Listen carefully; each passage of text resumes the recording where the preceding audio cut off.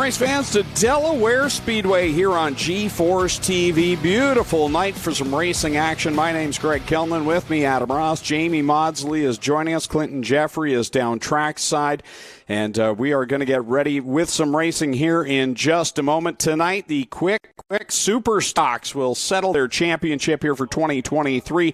The V8 stocks and the Bone stocks also on the card. You can see them down trackside getting ready for their qualifying heats here tonight. And Adam, look at that. Great crowd on hand here this evening. Great weather compared to what we had 1 year ago for this event. Last year was underwater. I remember driving in and being blown away at where was the water coming from. It was sitting everywhere, and it was still a fantastic weekend. But I prefer this great-looking skies, great-looking forecast, and that's the way the pit area should look here at Delaware Speedway. Dry and full. A lot of cars here today. We've seen the bone stock counts get over 50 here on the odd Friday night. So there's I don't even know how many there is tonight. There's a lot of them, I'll tell you that. And with not too much else going on in the province, a lot of people said, hey, you know what? Chance to get my car on G-Force TV. We're making a roadie to Delaware Speedway tonight. You can see the pits jam-packed still.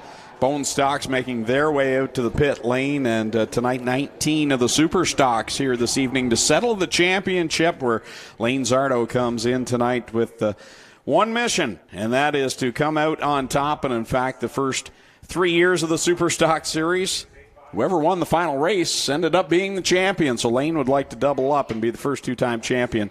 We'll see what he can do here tonight. And if you've never been to Delaware Speedway, we're seeing some shots around where there's grandstand seating, but you can sit on the hill. The vantage point is incredible here. And people have their spots. You know, and they don't really venture from them. You know, if you're a turn one person on the hill, that's where you're going to sit. The other end, Jamie, you like to refer to the Oval Office, and the people who gather there, generally that's where they prefer to sit. It's my people down there, Adam. Well, for years, before I got the chance to sit up here on Friday nights, our spot was turn one, about 3/4 of the way up the hill. That's just where you went and sat on race night. Is that because that's where the ice cream is? You got it, yeah. And he delivered tonight. Oh, chocolate sundae to die for. Thank you very much, ice cream guy. 2 enthusiastic thumbs up. The end of the year, you're still not on a first-name basis. Thank you very much, ice cream guy. You know what? Because it's delivered to him. He doesn't have to go down and talk to him. I got a middleman. I don't even have to go down there. This Christmas, I'm going to send you a letter. I'm going to send it to your address, but hey, insurance guy, Merry Christmas. So there you see the full pits here at Delaware Speedway. It was good, though, chocolate sundae. It looked good. Yeah, it was good, yeah. There's the bone stocks rolling out. The Wampum Fuels bone stocks. Championship still very much up for grabs. I don't know if either one of you has ever come down for the Pumpkin Smasher. No. It's a Delaware tradition. You sold it well, though. Basically next Saturday, our last race of the year at Delaware Speedway. Autograph session, it's like trick or treat, okay? So all the teams bring Halloween candy. Kids all go down, get autographs, trick or treat, and then you buy a pumpkin through a donation. We all go down to turn one and we smash the pumpkins halfway through the feature. So the whole second half of the feature, you race through pumpkin guts. It used to be a little more dangerous when we did it late in the year. The pumpkins had a little more time to ripen. They would be a little more slippery, if you will. Tyler Everest on the point as we get set for the Bone Stock Heat Race number 1.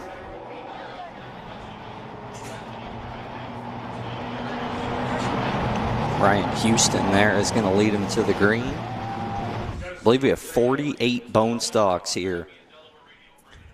Haley King in the 695, Jesse Howard in the 23. The 64 is William Clausen, member of the Flying Clausen Racing Team.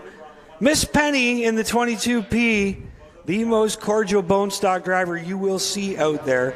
Sarah Wheel in the 06, Tori Robinson in the 27. 116 is Chad Prue, 97 Jesse Hartzell, 86 Tyler Wheel, 69 Mitchell Rawlings, 24 Hank Clausen, 6'11 Jamie Shields, the 8 Charlie Verhoeven, the 98 is Jorky, Don Jork.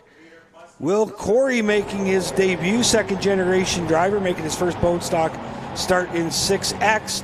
I saw Mom Paula earlier on tonight. She looked white as a ghost. Michael Peterson, the new driver behind the wheel of that 90, and that is our field getting set to go. Adam, you looked like you were going to say something there.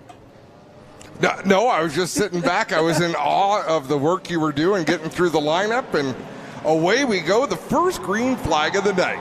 That 90 car comes flying through the middle. Getting it done early, Michael Peterson. Again, that's a new driver behind the wheel. Just bought that car about a week ago. Everybody stacked up through the field here. Torrey Robinson working his way up to 4th place as they work through 3 and 4 on the first lap here. Out of turn 4, down to 1. Side by side for the race lead, Houston and King.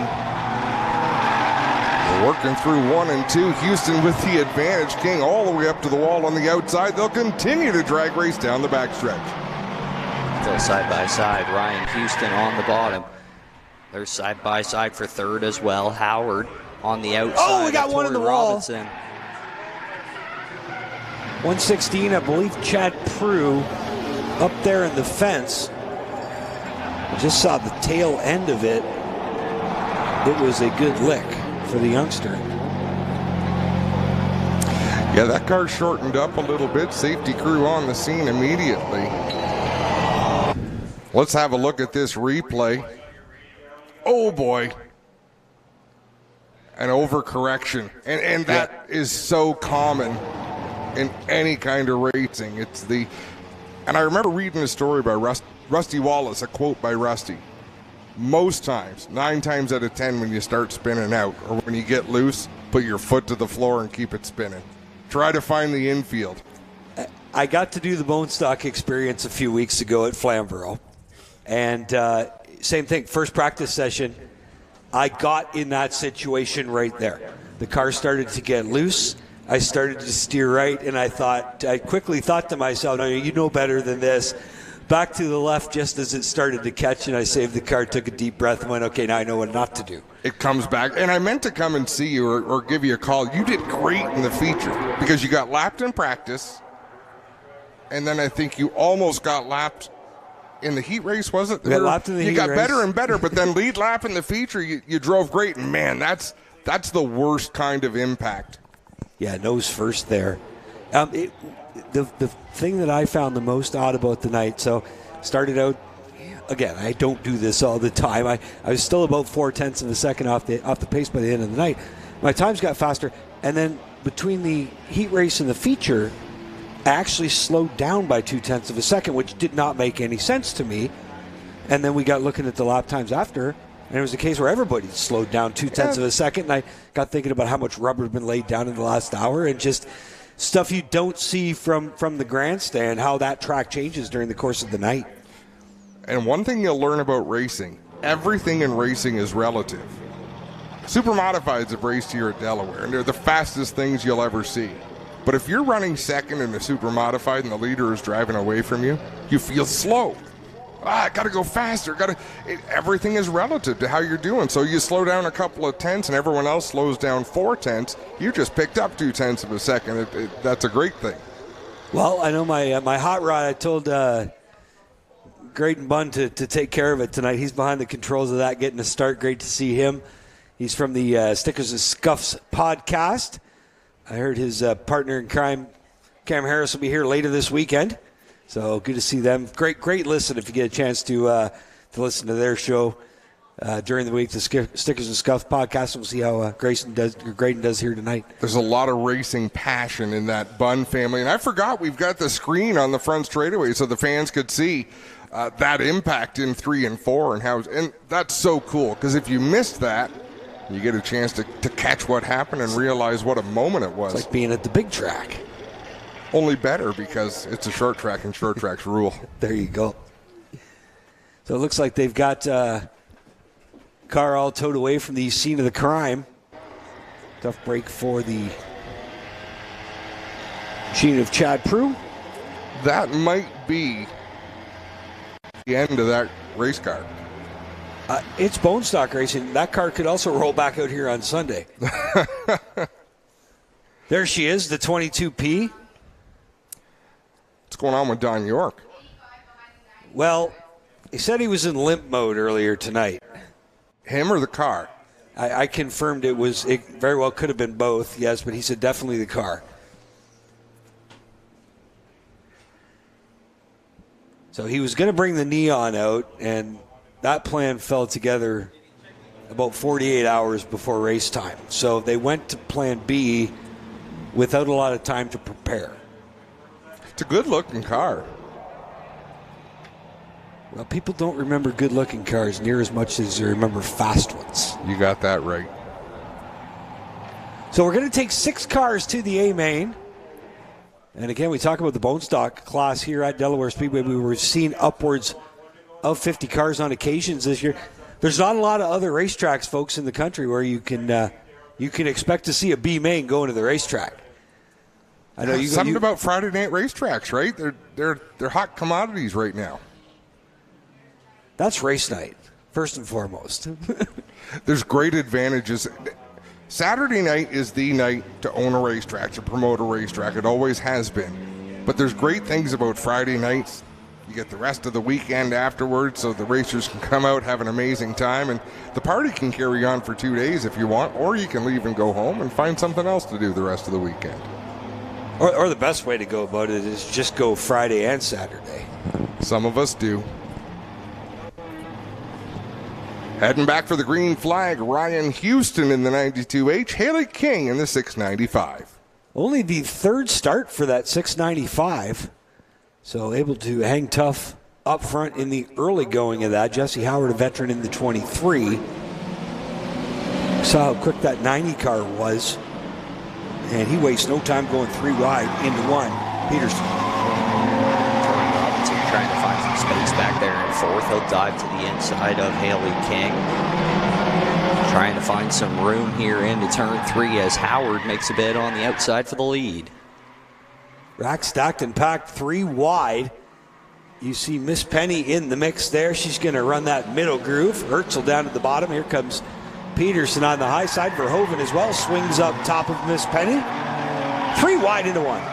Michael Peterson has some speed in that 90 machine. He's into a transfer spot into the top 6. How about William Klassen? He climbs his way into 3rd in that yellow 64 car. Going to work on Tori Robinson now out of turn 4 as Jesse Howard walks away from this field by 12 car lengths here a few laps in. He's really stomping, and we'll see what Peterson can do now that he's cleared some heavy traffic again. That car has been to victory lane here over the years. I just got sold a week ago. Charlie Verhoeven, he's been a threat on a few Friday nights this year. Those 2 guys running fast. Here comes Klassen in the 64, chewing at the inside of Robertson off 4. Verhoeven has joined that battle. Your battle for 2nd, about a half a straightaway behind your leader. Jesse Howard still leads this one. Klassen working the inside of Tori Robinson out of 2. We got 1 around. Haley King has a car bounce off the side of her. We're green for now, and we stay green as the 695 gets rolling. I don't think... Yeah, there's something still laying on the racetrack. Definitely.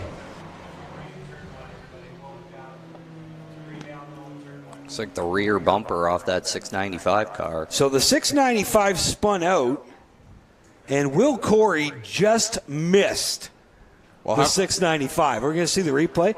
Will Corey, watch how much he misses by. Oh, he just clipped it. Oh, my goodness. He just clipped it. And right after that, I don't know if you can see it in the background. Let it roll from there. When he gets off of turn 2, you'll see, well, you don't see it anymore. Will Corey was going side to side down the backstretch to make sure he didn't hit a wheel on the way by. Daniel, if you can show that again and stop it just before the 6 car gets there. They love it when we make requests like this. So the car will spin. Whoa, back that up. I don't even know if we can do that. So this car, I'm going to use the telestrator because we've got it. Came into the corner going that way. Like that's where the trajectory of the 6 car was going to take it. You can see the wheels pointed to the left. Directly into the driver's door. That is not easy to do, to change direction. Now, if you're this driver, you did not see what's about to happen. So go ahead and run that from there. But that's an amazing change of direction to only clip the bump. That's unbelievable. I don't think it touched the metal. I think it just ripped the cover off clean. Well, I'll tell you what did touch. So that there might need a change of shorts required. Remember how I said there was a driver making his first start here tonight and his mom was going to be white as a ghost in the beer tent? The kid in the yellow car, that was it, Will Corey. Okay, two pairs of shorts. So Mom Paul is in the beer tent. Probably had to go visit the stand again. Make the next one a double. She's the one with 2 drinks in her hand right now. Dad Adam down there helping out. He's a former late model driver here at Delaware Speedway. Now, Will has raced before. Okay, a lot of times in go-karts at Grand Bend and in the junior late model program, but a nice move by Will to avoid that. Really nice, and that's what I was going to say. That's not an easy thing to do because everything about racing is muscle memory, and you drive into the corner, you get the car to do what you want. You don't expect to have a car. The worst thing to ever see is a car sideways, driver's door exposed to you. And he's probably pulled that move in a 600-pound mini truck before, but not in a 2,000-pound full-size car. So well done by Will Corey here this evening.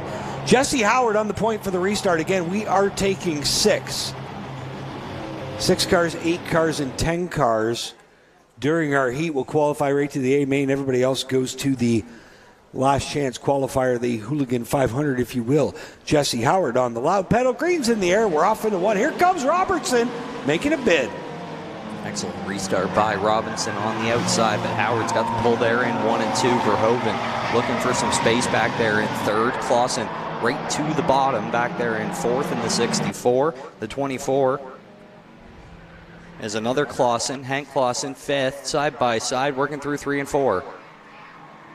They work down to the stripe still. Howard, Robertson. Here comes Charlie Verhoeven. He's fast in that 8 car. The 90 of Peterson getting after it. He's racing with Mitchell Rawlings. That's for the transfer spot, folks. The 90 and the 69. One of those two, if the race were to end right now, would get into the A main. They work side by side through 3 and 4, both of them trying to put another car between themselves and that bubble spot. Rawlings working the outside of Clausen now as they work through 1 and 2. Mitchell Rawlings doing a good job on the high side. He's now put himself into a transfer spot, and now he's putting Hank Clausen in harm's way. But here comes the 90 of Peterson. He's going to split the difference into 3. Throws it in there 3 wide. That moves Mitchell Rawlings out of that transfer spot. He's got work to do now. The 64 of William Clausen under attack.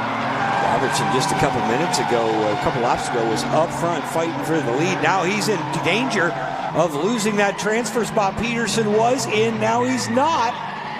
Look at that, side by side for 5th. Peterson on the outside looking in right now. Rawlings storms to the inside. He sends Robertson back a spot. Peterson moves to the inside. Robertson now fighting from 7th. They're side by side for that final transfer spot. Robertson's got to keep digging. A little over a lap and a half to go. He pushes way up the Speedway off turn 2. Big trouble for the 27, and that might have cost him a shot at qualifying directly into the A main. He's got to do some digging because he's 10 car lengths behind Michael Peterson right now. A whole bunch of work to do. Peterson's going after Clausen now as they head through 1 and 2. They're a few car lengths behind Rawlings. Out front, Charlie Verhoeven leading the way. Big lead into 3 and 4 for Verhoeven. He's got 4 or 5 car lengths over Howard. Then it's a ways back to Hank Clausen. Checkered flags in the air. Hank Clausen will come home 3rd. Nice run by Mitchell Rawlings up into 4th. 5th place, William Clausen. 6th place, Michael Peterson. Torrey Robertson is going to have a good starting spot a little later on. The unfortunate thing is it's going to be in the B main, not the A. And that car became a huge handful for Torrey Robinson. Something we see a fair bit in the bone stocks. When the handling starts to go away, it really goes away in these cars.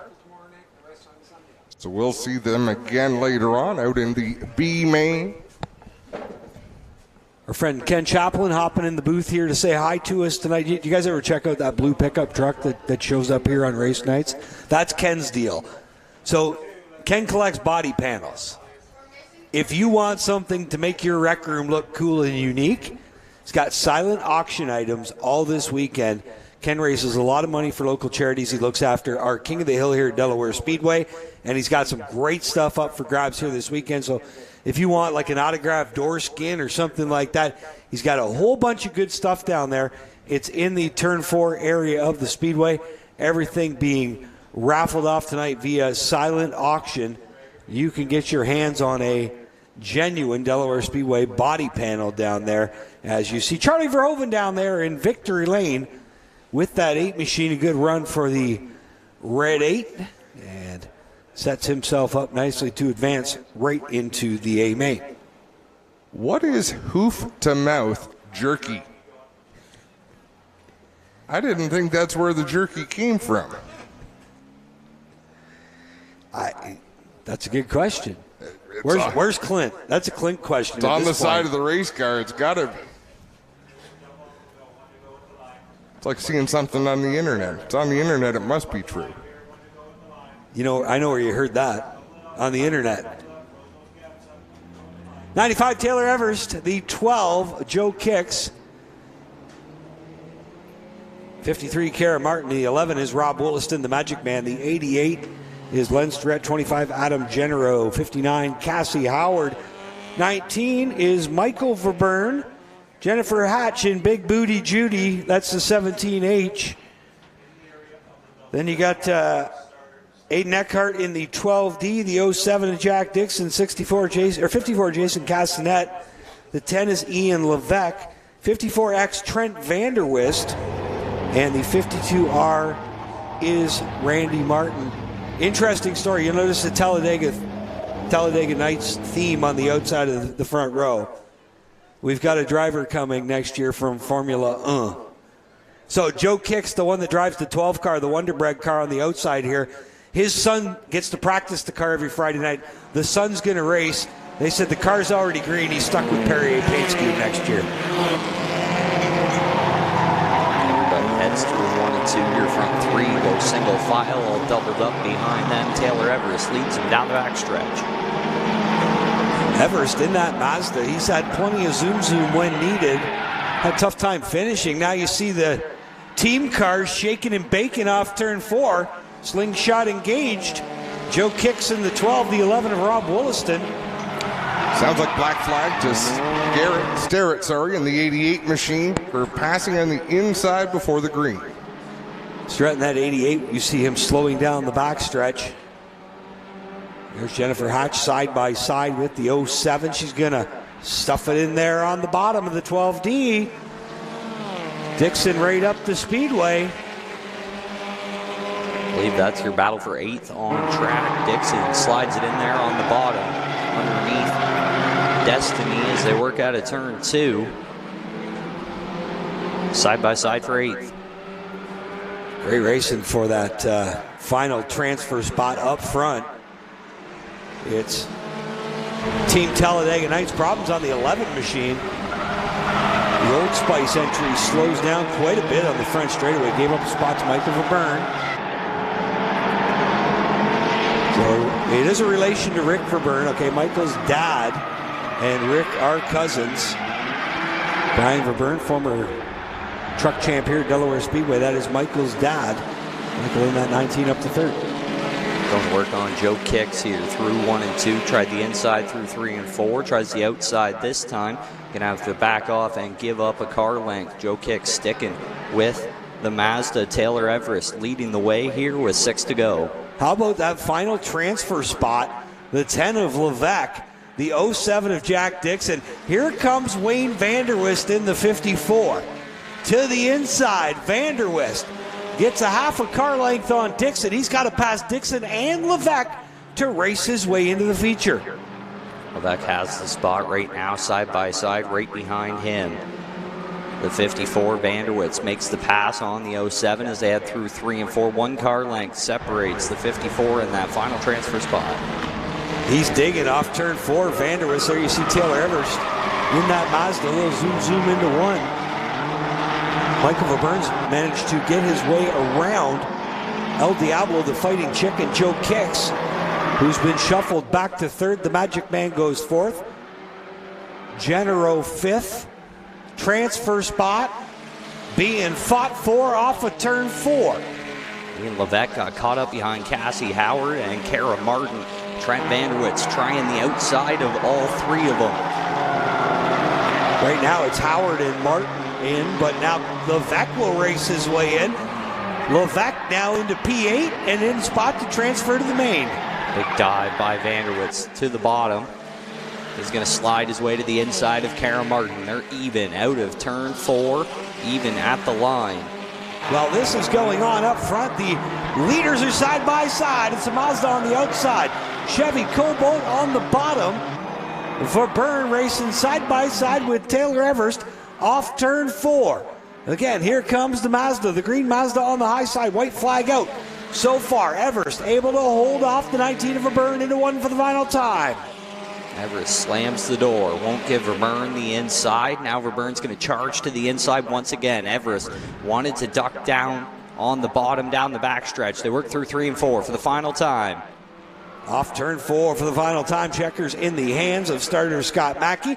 Taylor Everest able to hold off the 19 of Michael Verburn. Joe Kicks, El Diablo, the Fighting Chicken, comes home third. The Magic Man, Rob Williston, in fourth. Adam Genero fifth. Wayne Vander was sixth. Cassie Howard seventh. Ian Levesque eighth. Kara Martin was in position on the last lap, but I started watching the race for the lead and don't know what happened. Looks like she slid right out of the transfer spot. Ian Levesque able to race his way in, both him and Trent Vanderwist. Vanderwist with a lightning fast lap on lap 10 to find his way into the A main. Kara Martin, Jack Dixon in the 07, as well as Randy Martin, all going to have to qualify through the B main.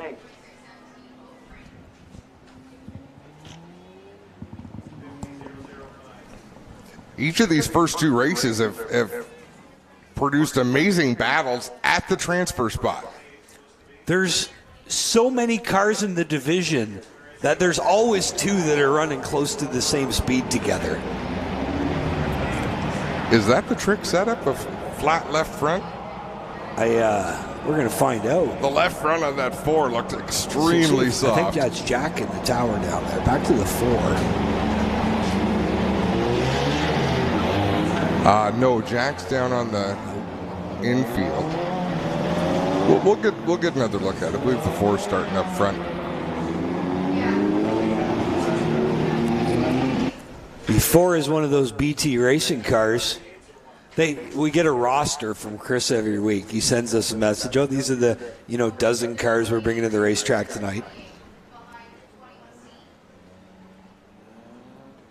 I believe he's got 11 out here today, and he's bringing 15 of them on Sunday. Yeah, look at that left front, especially they scrubbed the tire and turned to the right. So it didn't pick up the 4 car on Race Monitor.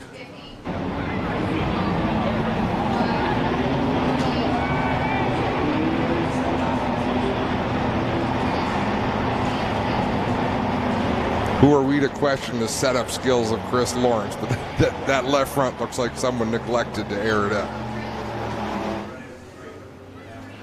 Okay, everyone, let's double it up, please. Let's double it up. Yeah, that doesn't look good, does it? We'll find out shortly. Got a request to put a big shout out. Shout out to Tommy McGarry in the crowd here tonight, all the way from Bonnie, Scotland. They don't get stock car racing like this in Scotland, do they? I don't know. They've got some crazy short track racing in the UK. They got bumpers all the way around those things. Have you ever seen some of the racing over there? I watched the Australian ones where they go the other way. And their dirt tracks are crazy. So the 4 car on the point.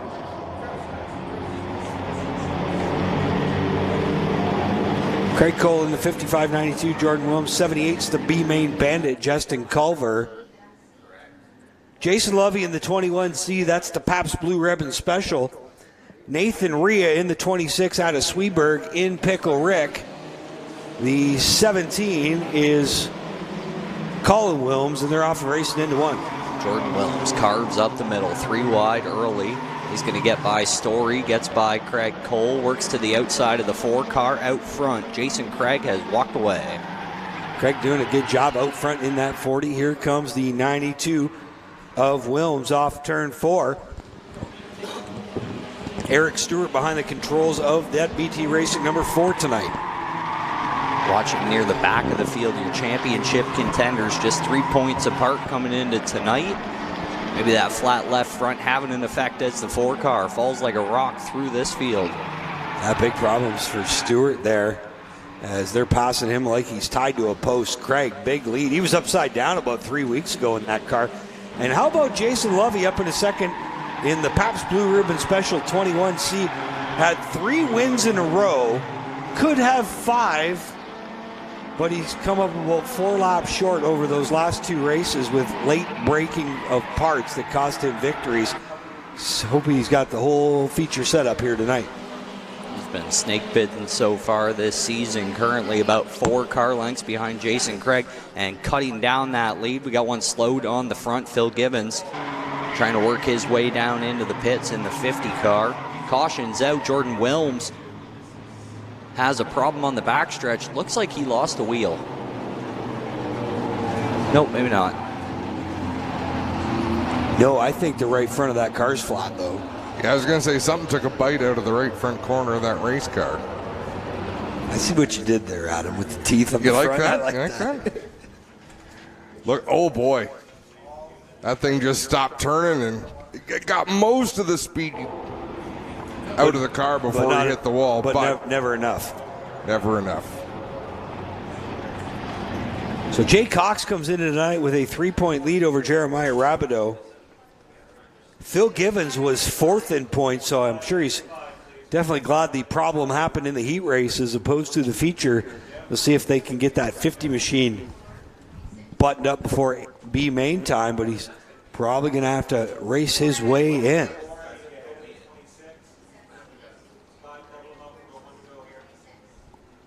Graydon Bunn in that beautiful 28 BT. He's going to do that car proud tonight. 55 Craig Cole. There's the 5, the Bulldog motor entry, the Honda of Jumpin' Jeremiah Rabideau. 00 of Jay Cox is your point leader by 3 points over Rabideau, and it is what has been a thrilling duel. Those two seems like every Friday night just race through the pack together.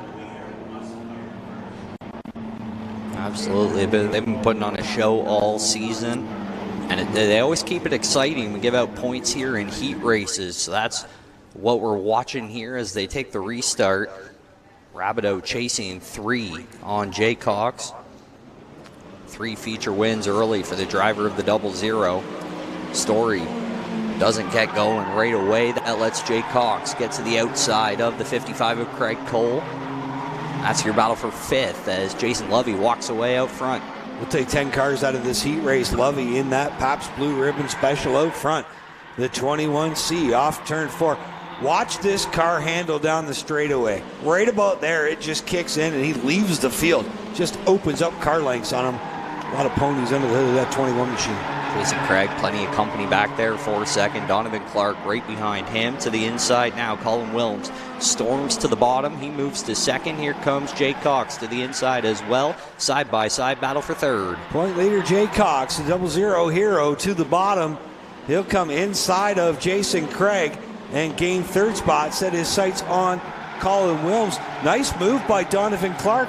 Also taking the advantage of Jason Craig. And here comes the Bulldog motor entry. It's Jumpin' Jeremiah making a bid for the position into 3. Tried to go to the bottom, pushed Donovan Clark down the backstretch. Now Clark washes up out of turn 4. That lets Rabideau charge to the inside. He's got the nose advantage at the line to turn 1. He makes the pass, move Jeremiah Rabideau to 4th.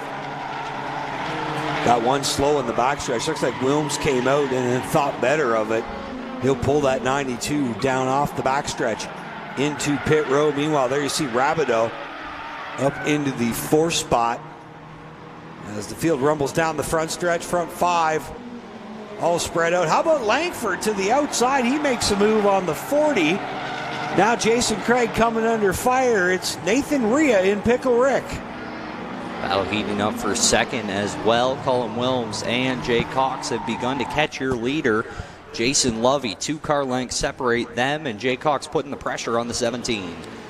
Front 3 down into turn 1. It's Lovey, Wilms, and Cox. And running fourth is the 5 of Jeremiah Rabideau. Right now, the B-Main bandit, Justin Culver, in that final transfer spot. So looks like he might not have to run the B-Main. And as I say that, he almost hits a wall off turn 2. But the 78 sitting 10th right now, holding that final transfer spot. White in the air. Cox to the inside of Wilms. He's got nowhere to go. Lovey running the low side in that 21C, trying to hold him off here. He's been dropping the last few laps. They're side by side for second to turn 3. Into 3 and 4 for the final time. Jay Cox will swing it to the bottom. He's going to have the advantage over Colin Wilms. He'll slide up in front of Wilms. Give second place to Cox. A nice late move there. And that point lead that was 3 coming into tonight now expands to 5 heading into the feature. A big move there by the 00. What's the biggest gap we've seen of those guys this year? Maybe about 7 points between them at any time? Right around there. Jay Cox dominated the start of the season, 3 quick wins, and then they made him add a little bit of weight, and he's been struggling with that 00, but he's been sticking it with the 5 car as much as he can, and they've been close all season long. And there he is in the Q and Lou Pabst Blue Ribbon Express 21C out of Woodstock. Jason Lovey.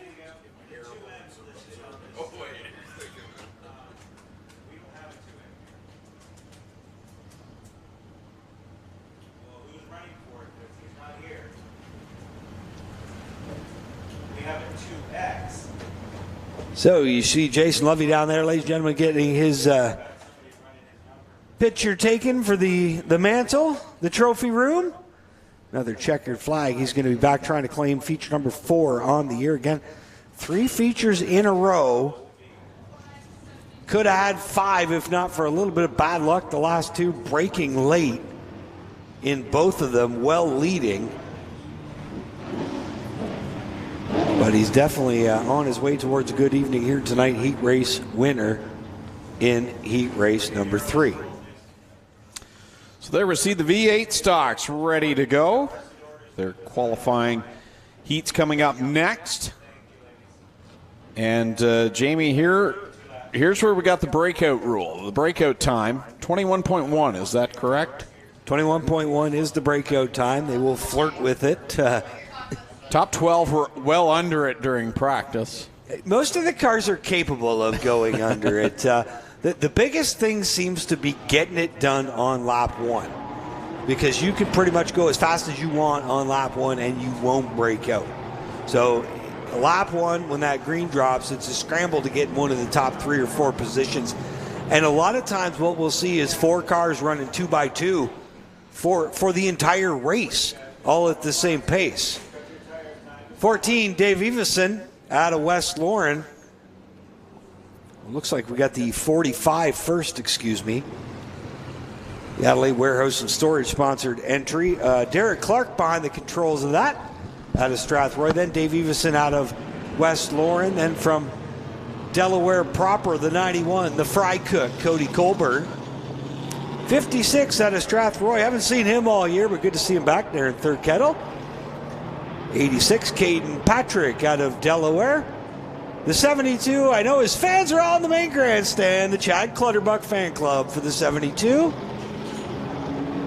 At the 73, Jordan Morris, he's won a few times this year. Jeff Ferguson, who was in contention in that 23 for the championship till last time out, where he dropped a lot of ground to Paul Fothergill. It's not over, but it might as well be over. The 2X, one of our visitors, going to see him doing double duty tomorrow night. Always good to see Tyler Hahn here at Delaware Speedway. And how great is it that there's all these Oscar Modifieds who don't normally run with us, who said, hey, you know what, I can run Friday night in the V8 stock class. let's go down to Delaware and run 2 nights. Gives you a different look of cars out there. You'll see the newer body designs. You'll see kind of the 90s body designs, and then the hot rod look as well. So we got a truck here tonight. Yeah, a truck as well. 18 V8s, an excellent field here as they fire off. They take the green, headed down to turn 1. Derek Clark leads. So the whole key is to go as fast as you can without going too fast. If you run under 21.1, you have to stop and come to a complete stop on the backstretch. The backstretch entrance to turn or to the pit road before you can keep going again. Oh, some contact between Jordan Morris and the 56 of Third Kettle. Evison leads early by about 4 car lengths here through 1 and 2. Third Kettle runs second. Morris third. Derek Clark runs fourth, rounding out the top 5. Cody Colburn as they head through 3 and 4. Here's what I mean. You got to get it done on lap 1. Only driver under 22 seconds was Dave Evison, still a second away from the breakout pretty much. Here comes Third Kettle now. He comes awful close with a 21.154. Right on the back bumper of that 15 car. Knows he's got to back it off now. You see that down the back stretch. 1 car length separating them. Another couple car lengths back to Morris. All pretty evenly spaced as Evison takes a really high line through 3 and 4. To the stripe they come again to put lap 2 on. Everybody checking the race monitor to see who's flirting with disaster. Tyler Hahn, 20.950. He has been penalized and will have to go to the stop box on the backstretch. So watch the 2X to pull out of the way up front. Still, we got the 15 of Dave Evison and the 56 of Darren Third Kettle, 73 of Jordan Morris in the picture as well. Third Kettle going to work on Evison. He's right there. Evison had been taking a higher line, now locks it down through 1 and 2. Running a lower line on the backstretch there. Morris a few car lengths behind that lead battle. Evison in that beautiful Home Hardware sponsored hot rod. Out of turn 4 to the stripe. Third Kettle now is going to take a peek to the outside. Third Kettle flirts with disaster again. They're both down to the 21.1s. It's a problem if you're leading, you don't know where you're at, so it's tough to pace the field from there. That's why Evison really wants to take the bottom line away from Third Kettle here. He's sticking it down on the bottom down the straightaway. Well, he did that time on the bottom, but a couple laps before that he was running high, wide, and handsome. So I think he wants to try to keep, well, now he throws a block on Third Kettle off turn 2. Morris there as well. And Jordan Morris is broken out. That'll leave our front 2 about 10 car lengths ahead of third place runner Derek Clark as Morris comes to serve this penalty. Third Kettle again at 21.1. He has ran 3 21.1s out of the first 7 laps. So Third Kettle, either he's flirting with disaster or he's got it all figured out. One of the two. Evison pacing this field has led the whole way as he puts lap 7 up on the board. Third Kettle now dives to the bottom. Evison, you saw that car rock forward. Caden Patrick now with the breakout. Jeff Ferguson in the 21.1s. Caden Patrick, who was running 4th, will have to make a stop in the stop box on the backstretch. Evison, you see, he just really lifts at the start-finish line to keep that car woed down. Third Kettle with a 21.3. Evison 21.2. White flag in the air. Last lap down the backstretch for the V8 stocks. Third Kettle's got the speed to get past the 15, just can't quite get even with them. They work through 3 and 4 for the final time. To the stripe they come. Checker flag in the air. Your winner. Oh, contact. Evison, he had to really let the shootout at the end to make sure he stayed under the time. But you should move over if you're going to do that. That was more drastic than he did the previous laps. In fact, it was 4/10 off, and he'd been flirting right at the 21.1 mark. So if you're going to do that at the end of the race, move right to the bottom and jam the brakes on. That almost wrecked 2 cars right there. Third Kettle was eyes wide. Let's watch the replay here. Whoop.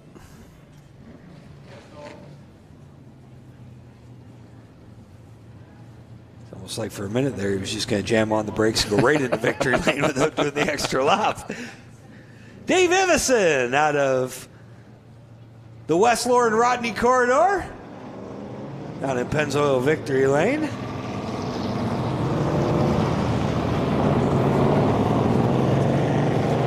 And here they come. More V8 stocks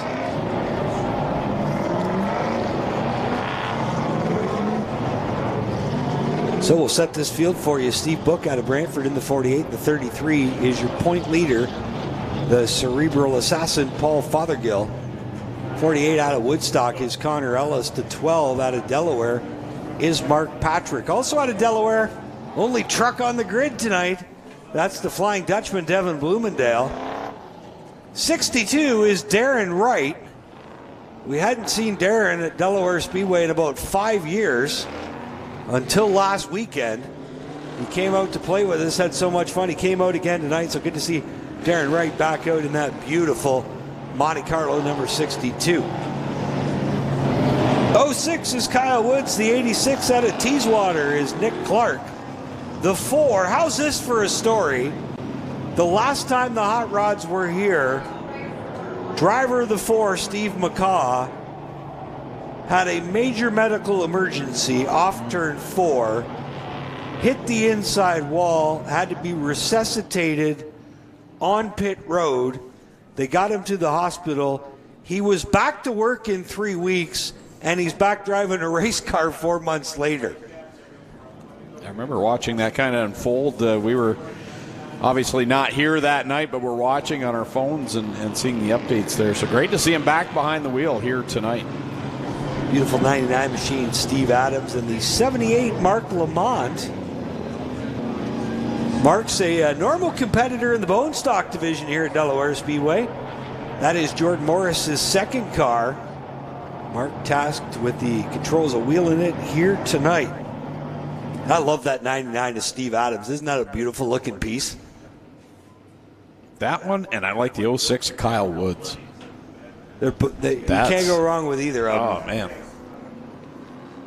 Off turn 4, here we go. Steve Book out front, Fothergill on the outside. Fothergill's going to drive it in deep down into 1 and 2. Fothergill swings it up off turn 2. Book's going to fight back at the bottom. There's still door handle to door handle. Book's got the pull down the backstretch. He's got the spot through 3 and 4. Your point leader takes over the lead. Bloomendale gets pinched down further back in the pack. He's going to seat his way into about 6th. How intimidating is it racing against a full-size pickup truck out there when you're in a car? He's got to make sure he sees you. You look over top of everybody. He's back in about 8th now as Steve McCaw goes to work on that 01 truck. Yeah, McCaw took a peek to the inside, the old school cool number 4, sponsored by Ray Cullen Machine. To the stripe they come. Oh, problems on the 86 of Nick Clark. He slows on the front stretch. Clark will wheel it down to the inside groove as Fothergill leads him down the back stretch. Book working from 2nd. Connor Ellis runs 3rd, and then a side-by-side battle for 4th. Darren Wright on the Brandon Patrick on the inside. Darren Wright on the outside as they work through 1 and 2. Cautions out on track. Yeah, 86 of Nick Clark. Problems with that beautiful Mustang. He was limping it down the backstretch. As soon as the yellow came out, suddenly regained power and drove it away. That'll be the end of the heat race here for the 86.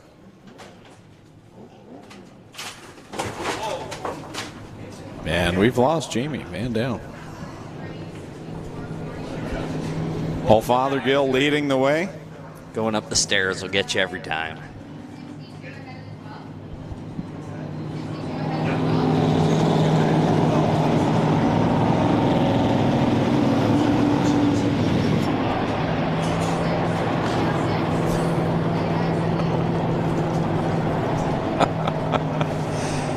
You all right, Jamie? He's good. All right, they're being told to double up, come back to the white flag this time by, and then next time around we'll get right back at it. Qualifying still to come for the Qwick Wick Superstocks. 8 laps to go here for the Dockstader Property Maintenance V8 stocks. Paul Fothergill going to lead him to the green. Steve Book on the outside.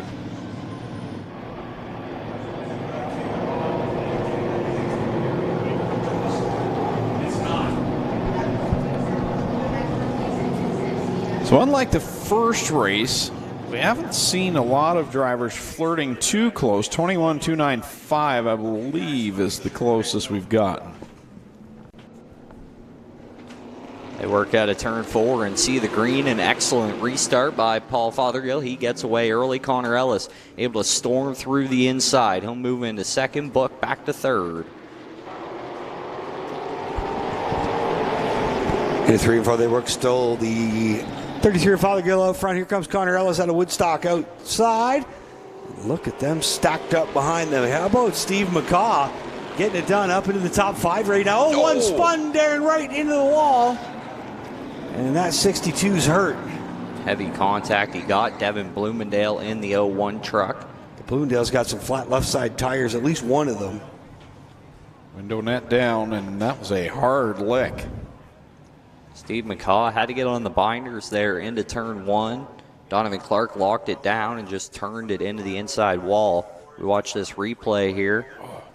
You see they got stacked up behind Brendan Patrick there, headed into turn 1. Heavy lick on the inside pit wall. I think he just locked up the rear tires and it just turned the thing on him. Oh. Tough break for Devin Bloomendale. His first time out this year in that 01 truck. I got to know, Jamie, did you save the coffee? Most of it. Most of it? Yeah, some of it's saved on my shirt. I was going to say, it smelled really good when you fell. It smelled coffee. Tim Horton. You happy to know I do all my own stunts, folks. Ta-da! I was trying to do that. Well, guys, down here, this 01 truck has pulled in. Both left sides are mangled. All kinds of issues, and tough race here tonight for these guys. Left side's all tore up. It's got some tie rod issues on the left front. The left rear's tore up as well. We also got a chance to talk to Nick Clark over there, driver of his Mustang 86X. He said it seemed like it was out of fuel, but it's got lots of fuel. So they're trying to figure out what the pickup problem is on Clark's car, guys. And you see the 01 getting out here. Tough break for the return of Devin Bloomendale. It lasted all of 3 laps.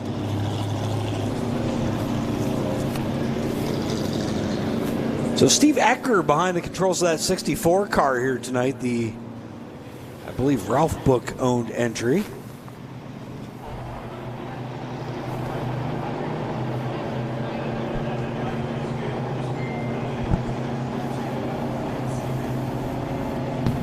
Hey guys, somebody better check Jamie's hip. You know, when you get to be that age, fall up the stairs, could lead to something bad, James. We're going to check his insurance, but I hear his guy's really shady. I need one of those buttons. One of those buttons you press when you fall down, can't get up. Help me. I've fallen and I can't get up. Medical alert bracelet. Yeah, now like someone like Adam is the operator on the lines. Well, call someone who cares. That's nothing. While we got a sec, maybe we could get a shot of the bone stock pit down there. Because Greg had an idea earlier on tonight. Yeah, we need a shot of that trailer in the infield. A shot of the trailer in the infield. This is a telestrator moment here. I'm ready. Do I go with the circle, the line, and freehand the circle? I'm just not sure. I think we need a line. See if we can get a view down in turn 3 and 4 where there's the bone stock trailer.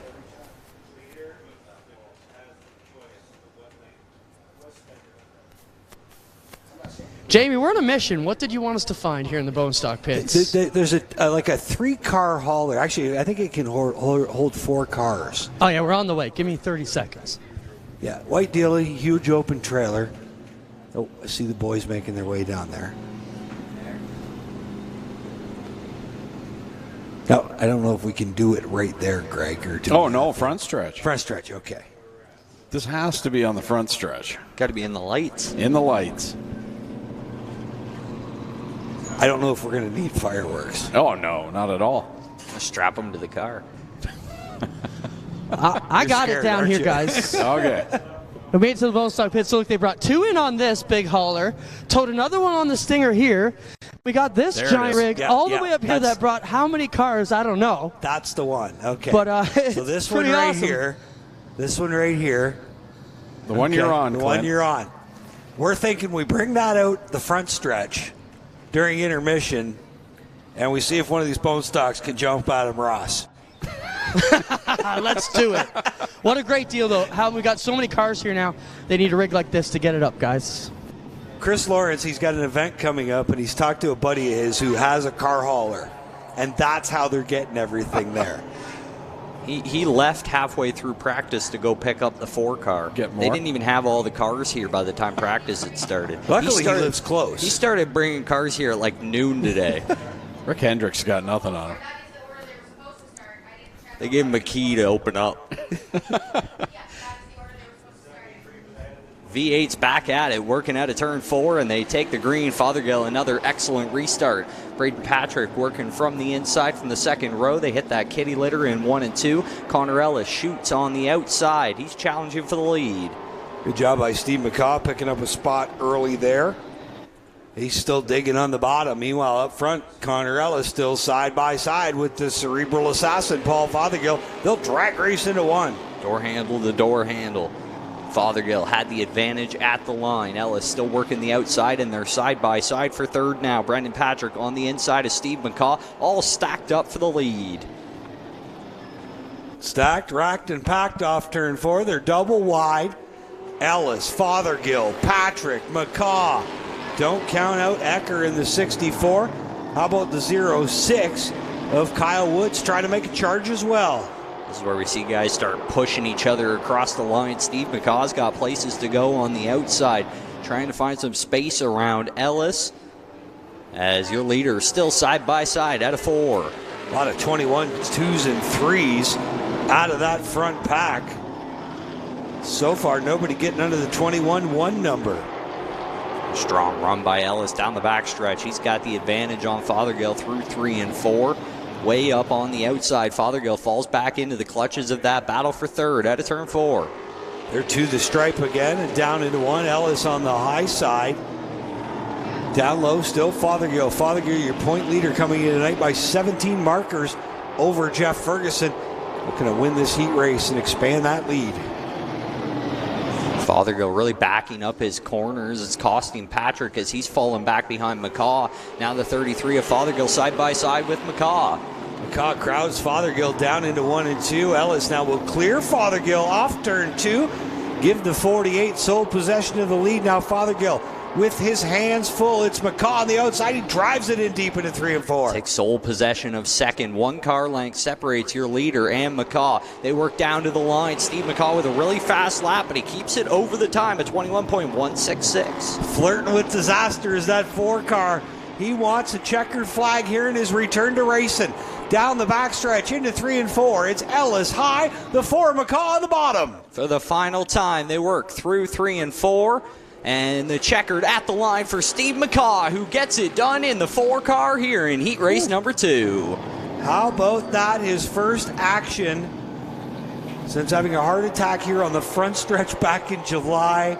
And he goes to victory lane. That isn't Jesse Kennedy's car. That is Jesse Kennedy's old car. Okay. Yeah. Man. The old school cool car, if you will, which was actually Kenny McNichol's car before that. Oh, okay. It was McNichol who did the original build, I believe, on that car.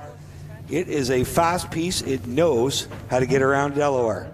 Well, guys, I'm standing here in the pits with Captain Chris Lawrence. Well, Chris, he brought 12 cars here today, not on a big hauler, on a little car dolly, but Chris, you've really helped get this bone stock class back running. How amazing is it to get the turnout you've got? 2 big races this weekend. A year ago, putting the bone stocks on with the NASCAR would have been unheard of. All your work's paying off, man. Yeah, no, a lot of the hard work goes out to these teams and these crews down here in the pits. I'm just one guy. I bring a couple cars, but we got renters that come out and run it. We've been really fortunate to have a lot of rookies join in with us, and I think we've got just shy of 50 cars here today, which is great. And then I know they're going to be starting, I think, 50 cars for the the race with the NASCAR Pinties guys. So it'll be good to put on a show out there, and they've got a real A and a B main. It's going to be qualified on speed. It's definitely going to be some of the best races we've put on so far this year. Right on, Captain. Chris Lawrence is going to be busy tomorrow, guys. He's helping his brother as they chase the APC championship, so we'll talk about that a lot tomorrow. Have a good night, Chris. Hey, thank you for everything you guys do. Tune in on G-Force. Right on, Captain Chris. He's got all these cars to work on, guys. 12 of them he brought here.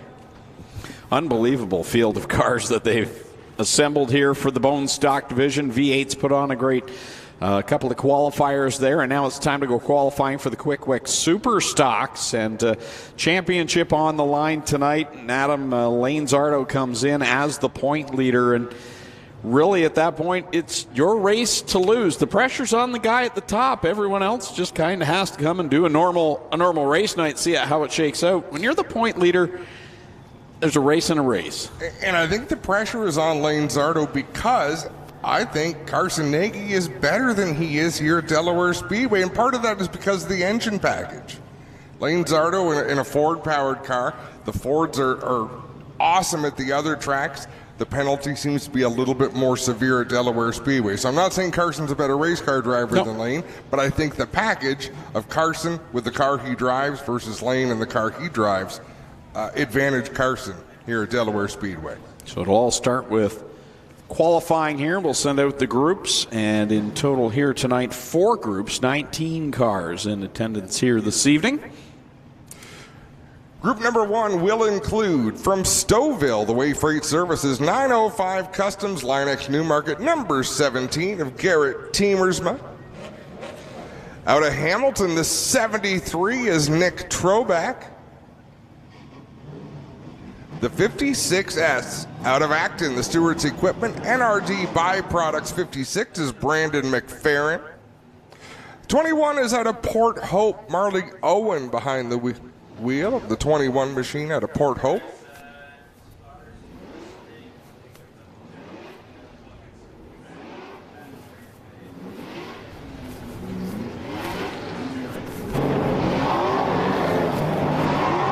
The Stewart's Equipment, Curtis Septic. Is that how you say Curtis or Curtis? Curtis Septic. Curtis, Ontario. I've heard Curtis too. Really? Yeah, from people that live there.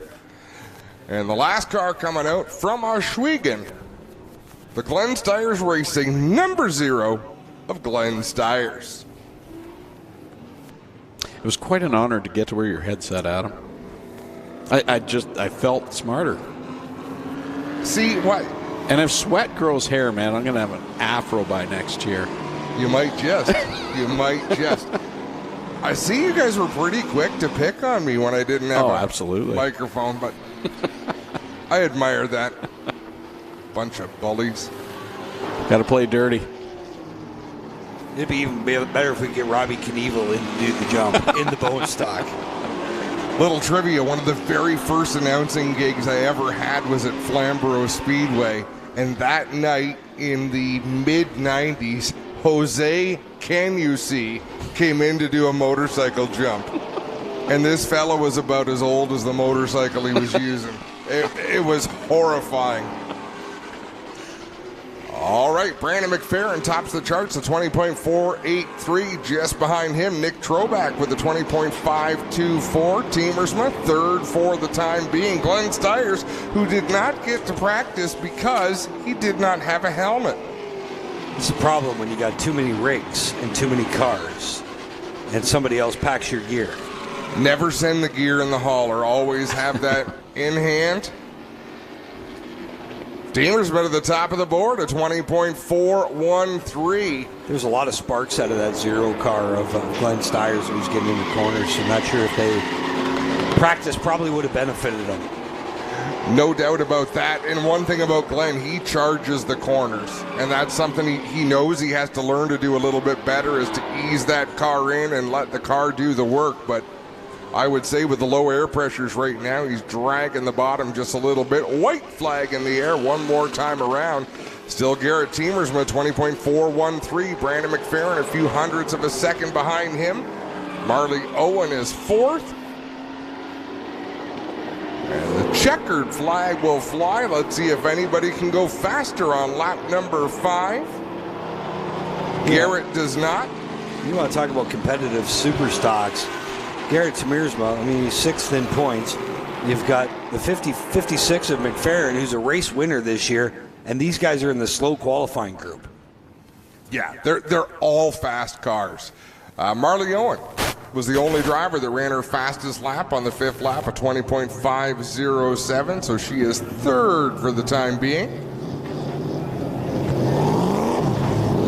36N out of Mount Hope. Earning points tonight for Colton Everingham. Hudson Nagy behind the wheel of the 36N. The 30's out of Oro. As I push the wrong button on my computer here to get back. Not that I don't know, it's the Elmer's Flighting Supply number 30 of Gord Shepard. 7 is Steve Book. Then it's the Bully out of Stainer, the Zancor Homes 48 of Dwayne Baker. And last but not least, from St. Thomas, the VP Specialized Carriers, ProWay Solutions number 7 of Pete Vanderwist Jr. Easy change on the roster. We'll just quit putting the junior and senior in there. That way we're always right. Exactly. Of course, senior the winner last year and the title winner. Cars ready to come up to speed.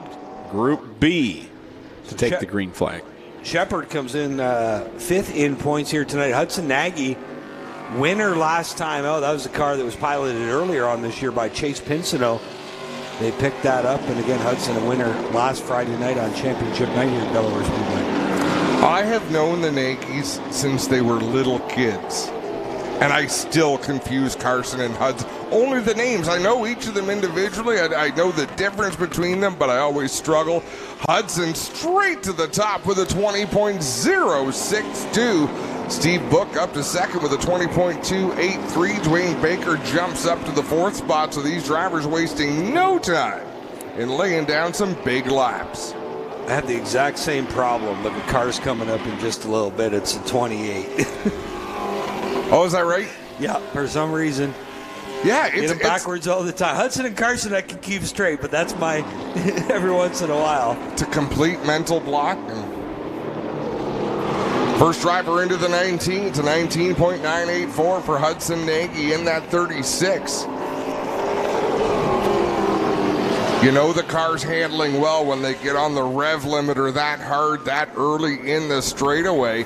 Gord Shepard up to the 4th spot, and I just love the look of that all-white number 30. It's just a clean-looking race car. It's a good-looking piece, and he has had a good season in that 30 machine. 5th in points, 5th as well so far, but now he bumps himself up to 4th here in the standings. Remember, the top 10 is what they want. Top 10 will put you into the invert, and then it's done by the rule book, so drivers who aren't full-timers, if they get into the top 10, they will start at the end. Otherwise, it'll be the high-point driver, so Lane Zardo would be as far back as you can get in that top 10 if you can qualify there. Yeah, if Lane Zardo and Carson Nagy end up in the top 10 and qualifying, they'll both be right near, 8th, 10th-ish. Well, guys, we're standing along here. Lane Zardo, as he gets ready to go, he's bopping away, getting frustrated, been pounding on the dash as you see him as he gets pumped up to try and lay down a good time. If you recall what happened last year, he broke the drive shaft and had a problem that caused them an issue. You know why he's frustrated? We've interviewed Lane Zardo a number of times, and one thing you'll know about Lane, he can't sit still. No. So being strapped into a race car with a 5-point harness has to be torture. So he channels all that energy into being a whale of a race car driver. And he thinks, I know you guys were talking about the horsepower on these vehicles, and he thinks that this cold air tonight, he says it's going to go down to 12 degrees. He said, honestly, that's, I think, just what our built motor is going to need. And we saw it a few years ago. Cool temperatures here, championship race. He wiped the field and ended up picking up the title. So they run a little bit more weight because of the engine package that he runs, and that's what he feels is the disadvantage on a big track like this. But time will tell. He seems to overcome it. I think that might have been a little bit of politicking by Lane Zardo, but race car drivers don't do that, do they? Right? The 88 is from Otterville, the Spark Power, Castrol Edge, APC Auto Parts Centers. The swan song this weekend. Rick Verburn says he's retiring after this weekend. The 77 out of Grimsby, it's Caden Lapsevich in the all-season excavating, number 77. The 36 out of Brampton, the Bester Forest Products, Leslie Ford. 36 is Lane Zardo. Roy Wilkie drives the 33, the Canadian Crane Rentals sponsored Ford out of Southampton. And last but not least, from Cambridge, the London Recreational Racing, number 13 is Justin Collison. He's in the air. They are starting to put down some times. Verburn quickest early, sixth fastest. Zardo fifth. Wilkie now up to seventh. Justin Collison up to seventh. He'll bump Roy Wilkie down a spot. Now we're going to see these drivers start to move up. Rick Verburn up to P3. Caden Lapsevich P4. Boy, I worry about how early Lane Zardo was getting on the rev chip in that 36. He's up to the seventh spot. See that Bester Wood Products 36 machine, your point leader, working out of turn 4 to the stripe. Rick Verburn goes P2. Zardo now up to P4. Lapsevich is fifth. Roy Wilkie into the top 10. He's got the 9th quickest lap. Justin Collison is 6th. The white flag is out one more time to try to best Hudson Nagy.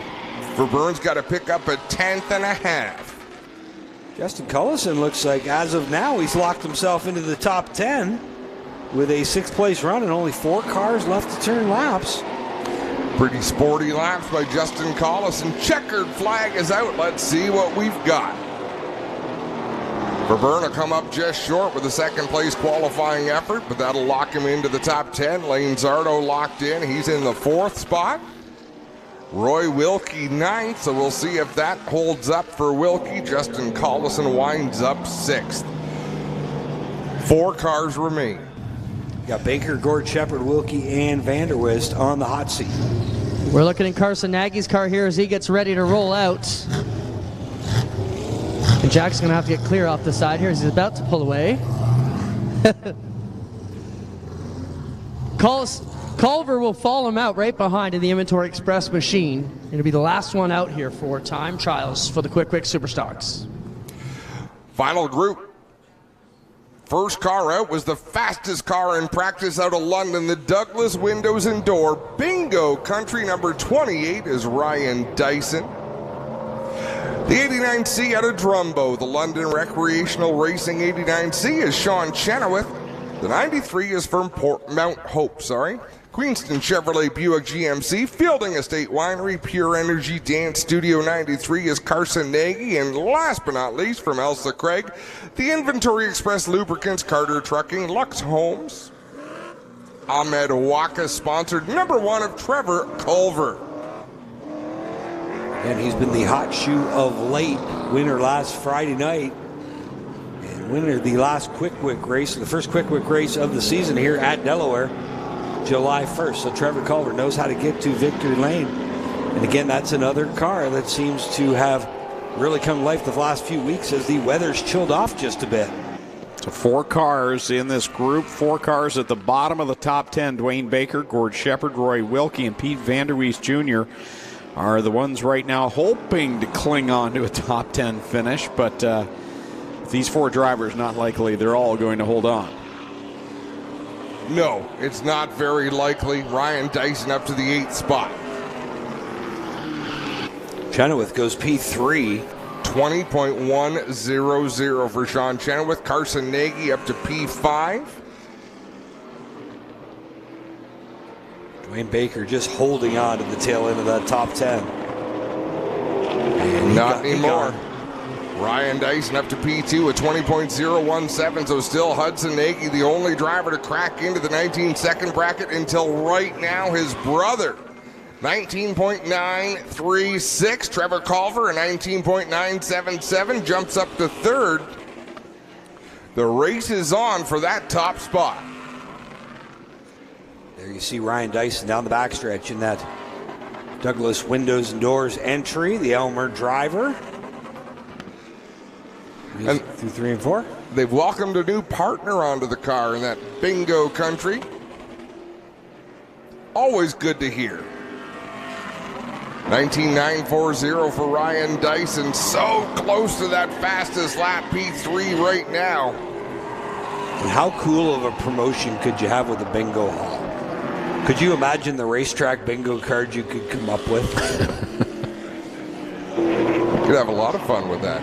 Checkered flag from Sean Gibbs. Sean Chenoweth turns his fastest lap at 20.0. No, he was a little bit slower, 20.114. That's going to do it for qualifying. Your top 10 looks like this. 36 Hudson Nagy, 93 Carson Nagy, 28 Ryan Dyson, the 1 of Trevor Culver, 88 Rick Verburn, Sean Chenoweth in the 89C, 07 of Steve Book, 36 Lane Zardo, 77 Caden Lapsevich, and the 13 of Justin Collison. We'll be right back on G-Force TV.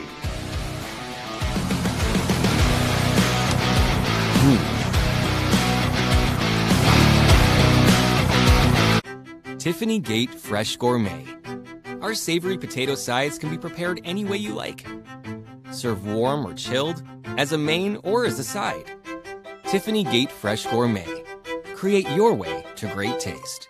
Rev up your engines and get ready for some high-octane action. G-Force TV is your one-stop destination for all the best racing action across Ontario. With free live coverage of the APC Series, Bushwick and Speedway, Southern Ontario Sprints, and much more. You won't miss a single moment of the excitement. Whether you're a die-hard fan or a casual viewer, G-Force TV has everything you need to stay up to date on the latest racing news and events. Head to our website at gforcetv.net and start watching today.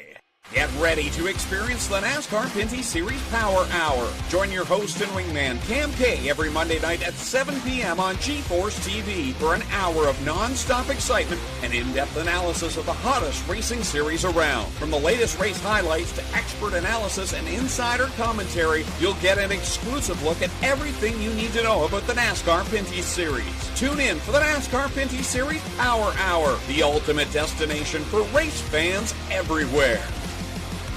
You're so tasty. Drive me crazy. Crazy. Ain't nothing I can do.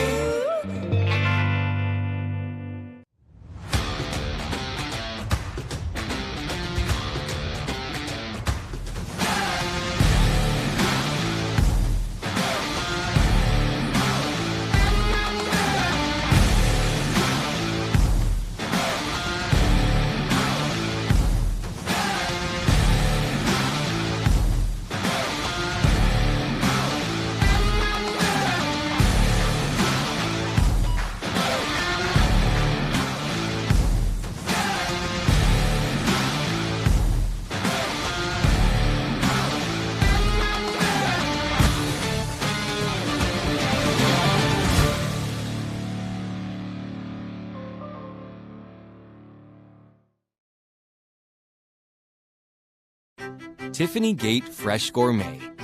Our savory potato sides can be prepared any way you like. Serve warm or chilled, as a main or as a side. Tiffany Gate Fresh Gourmet. Create your way to great taste. You're so tasty. Drive me crazy. Ain't nothing I can do. Rev up your engines and get ready for some high-octane action. G-Force TV is your one-stop destination for all the best racing action across Ontario. With free live coverage of the APC Series, Bushwick and Speedway, Southern Ontario Sprints, and much more. You won't miss a single moment of the excitement. Whether you're a die-hard fan or a casual viewer, G-Force TV has everything you need to stay up to date on the latest racing news and events. Head to our website at gforcetv.net and start watching today. Welcome back live to Delaware Speedway, and right here on G-Force TV, we're going to send it down trackside. Clinton Jeffries caught up with the fastest man tonight in the Superstocks, Hudson Nagy. Well, Hudson, pretty good start to your night here. You know, when you can come out and beat the best here at the Superstocks and the Qwick Wick Championship night is a great start to your championship weekend here. Let's talk about it. You only been doing this a little while, but what a great run you had in your time. Yeah, we knew we had a good car from the last 2 weeks. We had some issues in practice with the motor, but we seemed to figure it out, obviously. But I couldn't let Carson have it. We made a bet, and I ended up winning it, so I think he owes me $5 or something like that.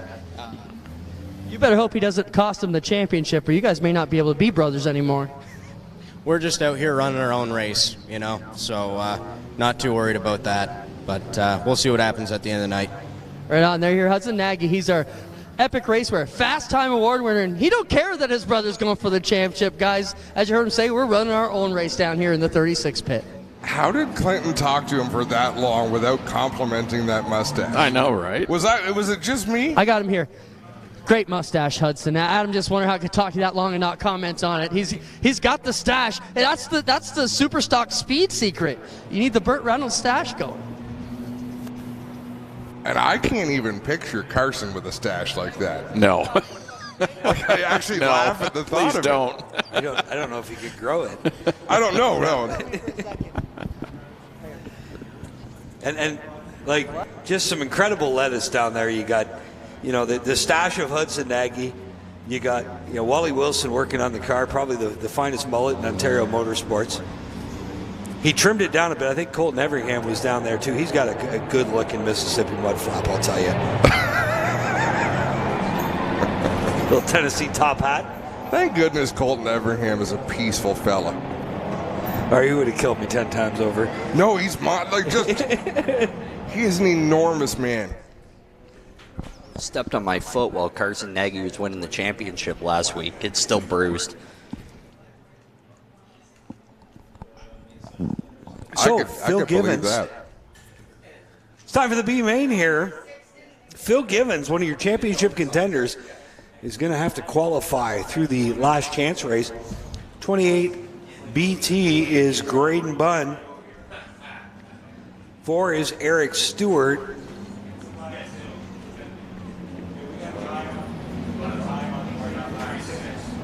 Now, how does Givens start on the pole as a non-finisher? How do they line up the B main? That is a handicapping question. Okay, because he fell out of his heat, did he not? He did, but I believe you will see all the fast cars from the fast heat start up front here in the because they had the toughest road to get in because they are in the fast heat. Sure. So that could be, it looks like the inside row, if you will, and the outside row looks like the finishers from the second heat. Looks like the 3 is Travis Burton. That's a tough number to see. He's that red and silver one on the outside. Jordan Wilms going to have to race his way into the A main. So is Craig Cole in the double nickel. Jack Dixon in the 07. The 53 of Kara Martin. And we're taking 10. Cole tried to push Stewart through 1 and 2. They're all stacked up back there for third. Cole sends it to the inside, 3 wide, try 4 wide. Jordan Wilms in the middle, Dixon in the middle. Everybody packed up through turn 3 and 4. Bone Stocks, they do this in practice, 4 wide. Down to the stripe they'll come. Hey, how about Graydon Bunn having a good run in that 28 BT, sitting third right now after a lap. Side-by-side battle back there for 4th. Craig Cole on the inside, Jack Dixon on the outside. Dixon's got the pole down the back stretch, and there is a mess right behind him. That's the Hornets' Nest back around the transfer spot.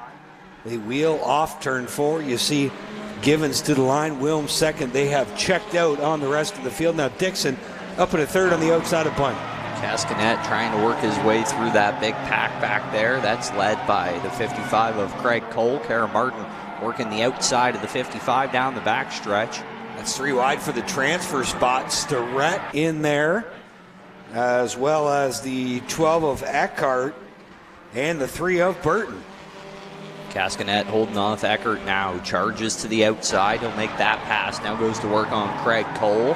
They're side by side for 7th. Now the 3 gets shuffled up out of the groove. Going to lose a couple spots, including to Len Starrett.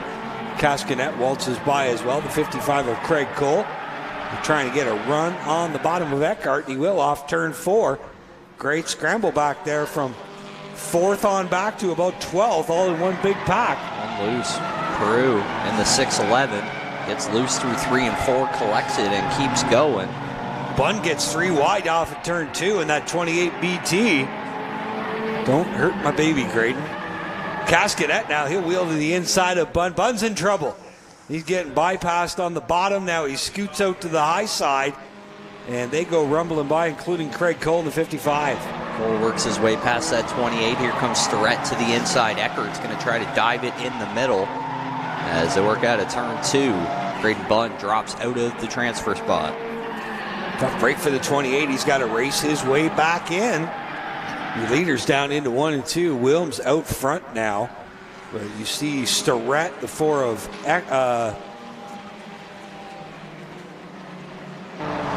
12 of Eckhart, and the 4 of Eric Stewart all racing there. Stewart holds 10th spot. Graydon Bunn on the outside looking in. He's got some work to do. He's 10 car lengths back at that final transfer spot. Craig Cole going around Kara Martin here in 3 and 4. He's working the outside, really struggling through the center of the corner in that 55 car. Len Starrett has joined that battle as they work through 1 and 2. I wonder if Eckhart and the 4 of Eric Stewart know that they are both in right now. They are racing like they're racing for the final transfer spot. Through 3 and 4, Kara Martin on the inside of Craig Cole. Side by side, that's your battle for 5th on track. And right behind them, Len Starrett trying to find some space. A 5-car scramble now going on through turns 1 and 2.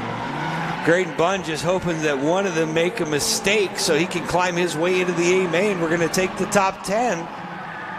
20 laps was the distance. We're down to 6 to go. They are ticking away as your leaders work through 1 and 2. Still out front, Jordan Wilms leading the way.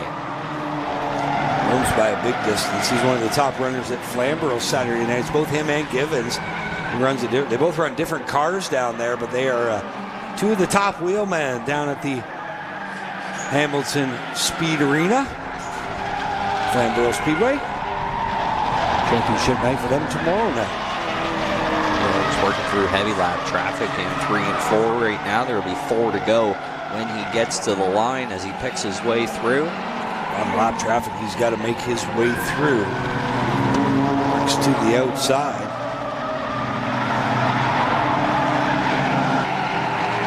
A lot of cars here not going to make the A main tonight. What a field. 23 cars in the B main though. As we come close to 50 cars here this evening. Been over 50 a couple times this year. Hopefully can get back over 50 for the Pumpkin Smasher. 3 laps left here in this last chance qualifier.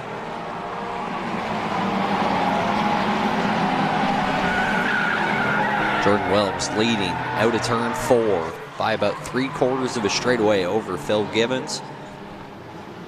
And the 4 and the 12 are still going at it like they're racing for the last transfer spot down the backstretch and into 3 and 4. I don't know if they know that they've got probably a whole straightaway on the 11th place car right now. Well, you watch them down into 1, the 12D of Eckhart and the 4 of Stewart. They are 9th and 10th. White flag out for your leader. 1 to go here for Jordan Wilms.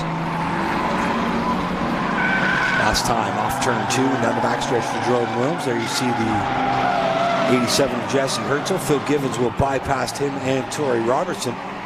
Robertson not going to make the A main, neither is Herzl. And Grayson Bunn, 11th place, just misses the A main. 1 lap down. But a good representation from the Stickers and Scuff host. Yeah, he was in a couple of situations out there in the middle of some 3-wide action. Did himself proud. So your 10 cars going to the A main. From the B main, Jordan Wilms, Phil Givens, Randy Martin, Jack Dixon, Jason Cascanet, Craig Cole, Kara Martin, Len Starrett, Aiden Eckhart, and Eric Stewart. Checkered flag down there for Jordan Wilms. And I'm not sure what the 3 car is doing. I know it looks like a 78.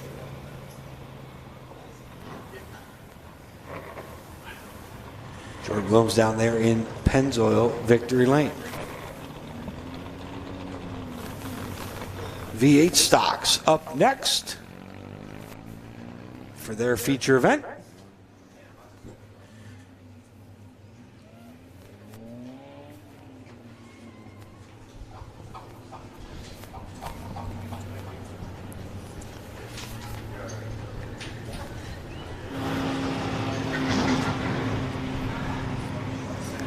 And of course, we have a guest racing here tomorrow and Sunday at Delaware Speedway.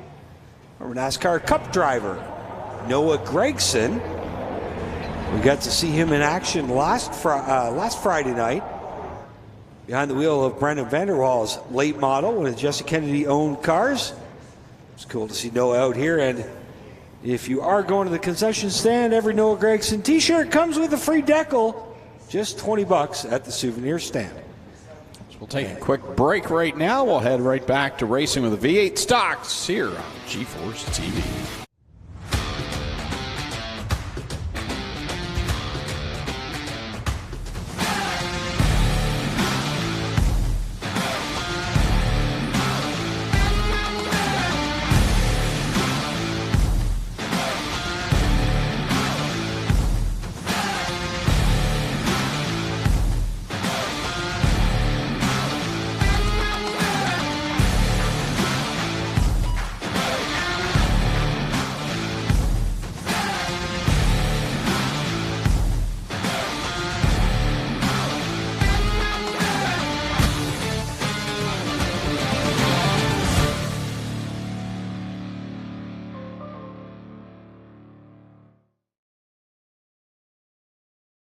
When your dream car becomes a nightmare, leaving you frustrated, stranded, and broke, you say, "Goodbye, you piece of shit. Let's take it to TKC." What?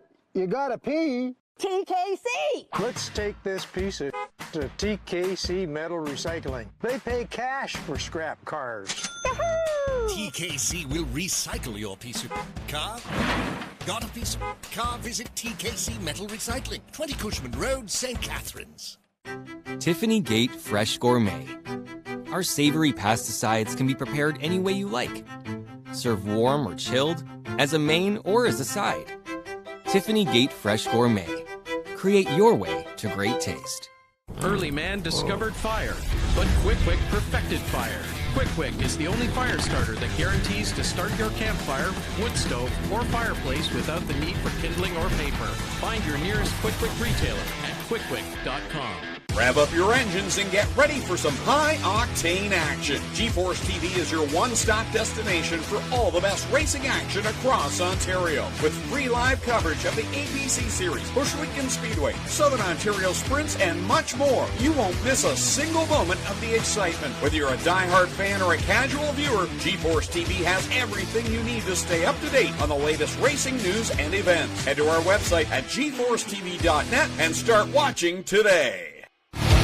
Back live at Delaware Speedway on G-Force TV as Tiffany Gate Fresh Gourmet presents the Qwick Wick Superstock Championship. It'll be decided here tonight, but first a couple of more features to go, and first up will be the V8 stocks, followed by the bone stocks in their feature race, and then we'll head into the 50-lap main event tonight for the Superstocks, where Lane Zardo is looking to cap off his second championship, become the first two-time champ of the Superstock series that is just into its fourth year of existence.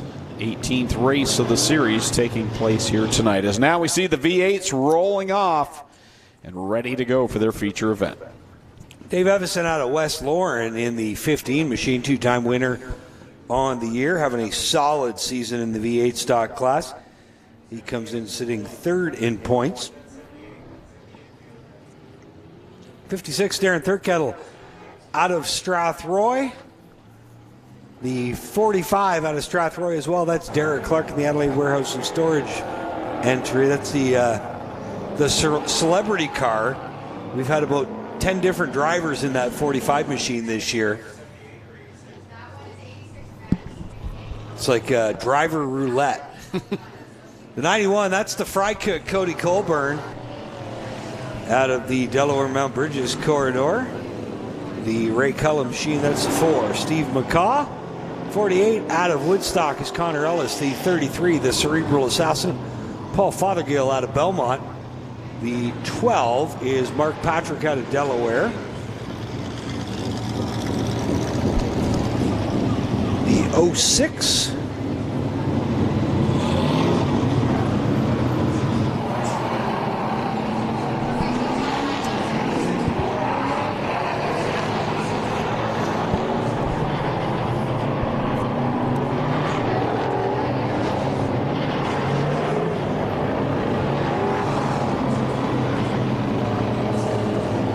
06 Kyle Woods.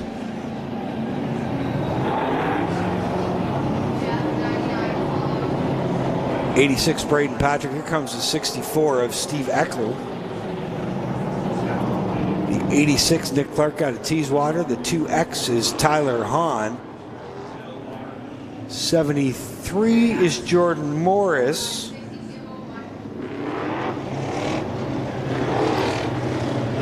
'78 is Mark Lamont.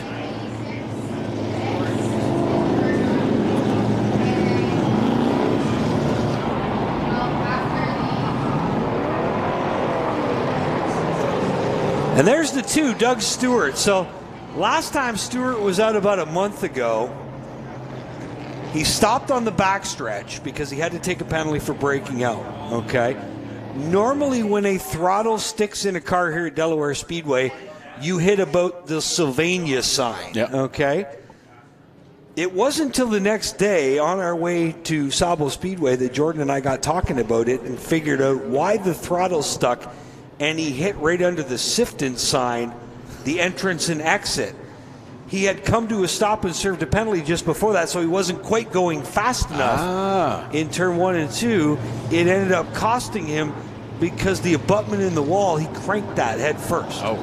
Absolutely destroyed the late model. They've picked this one up from Sean McGlynn. He's back out here tonight a month later. I believe I saw the photo of that online, and I'm thinking, how did that happen? The front end of the car was sitting flat on the tow truck, and the back end was jacked up in the air because it was bent that bad. Man.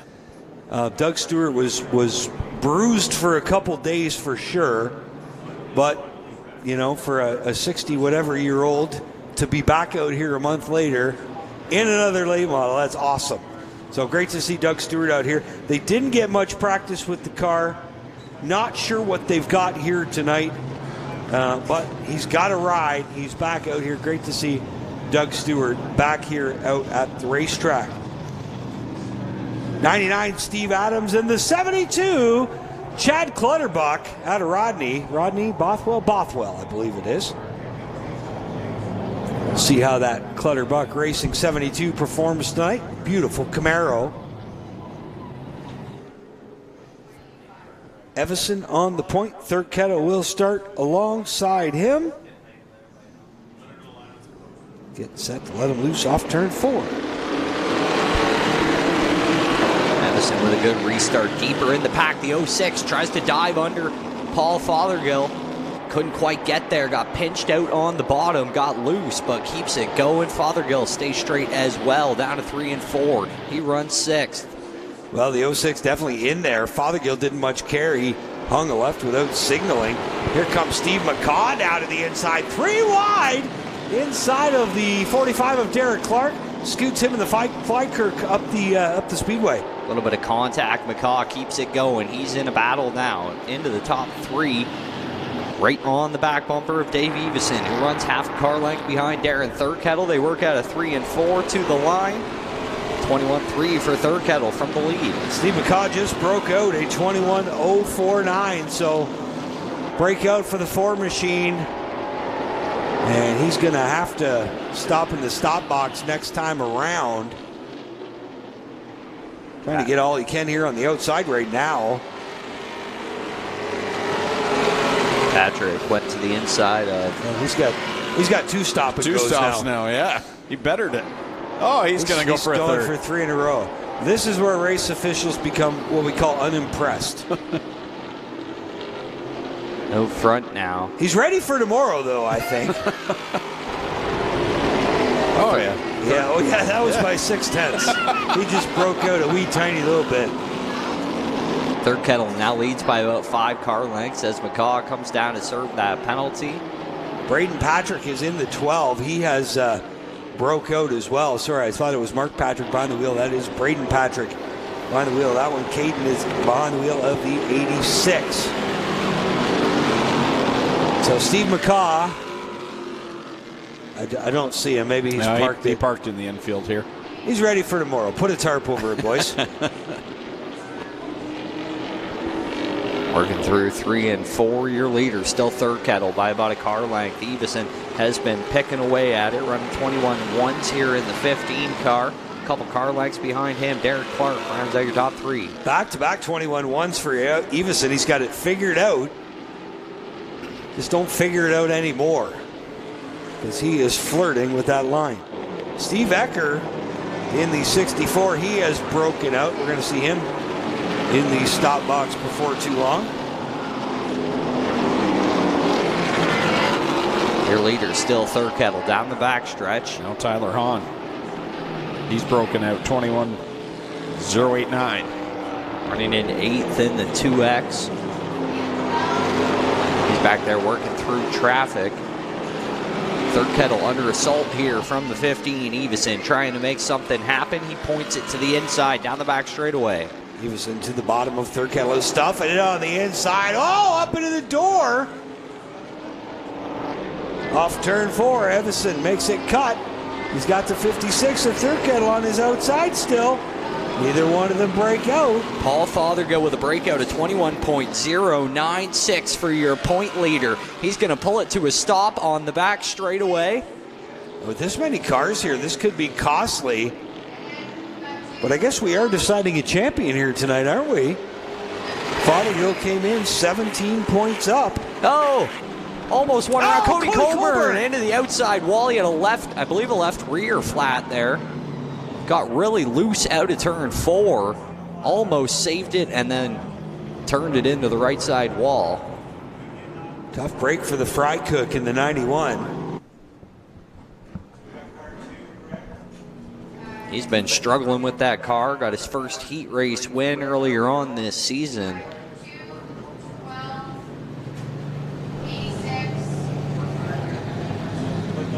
So Coburn rolls away.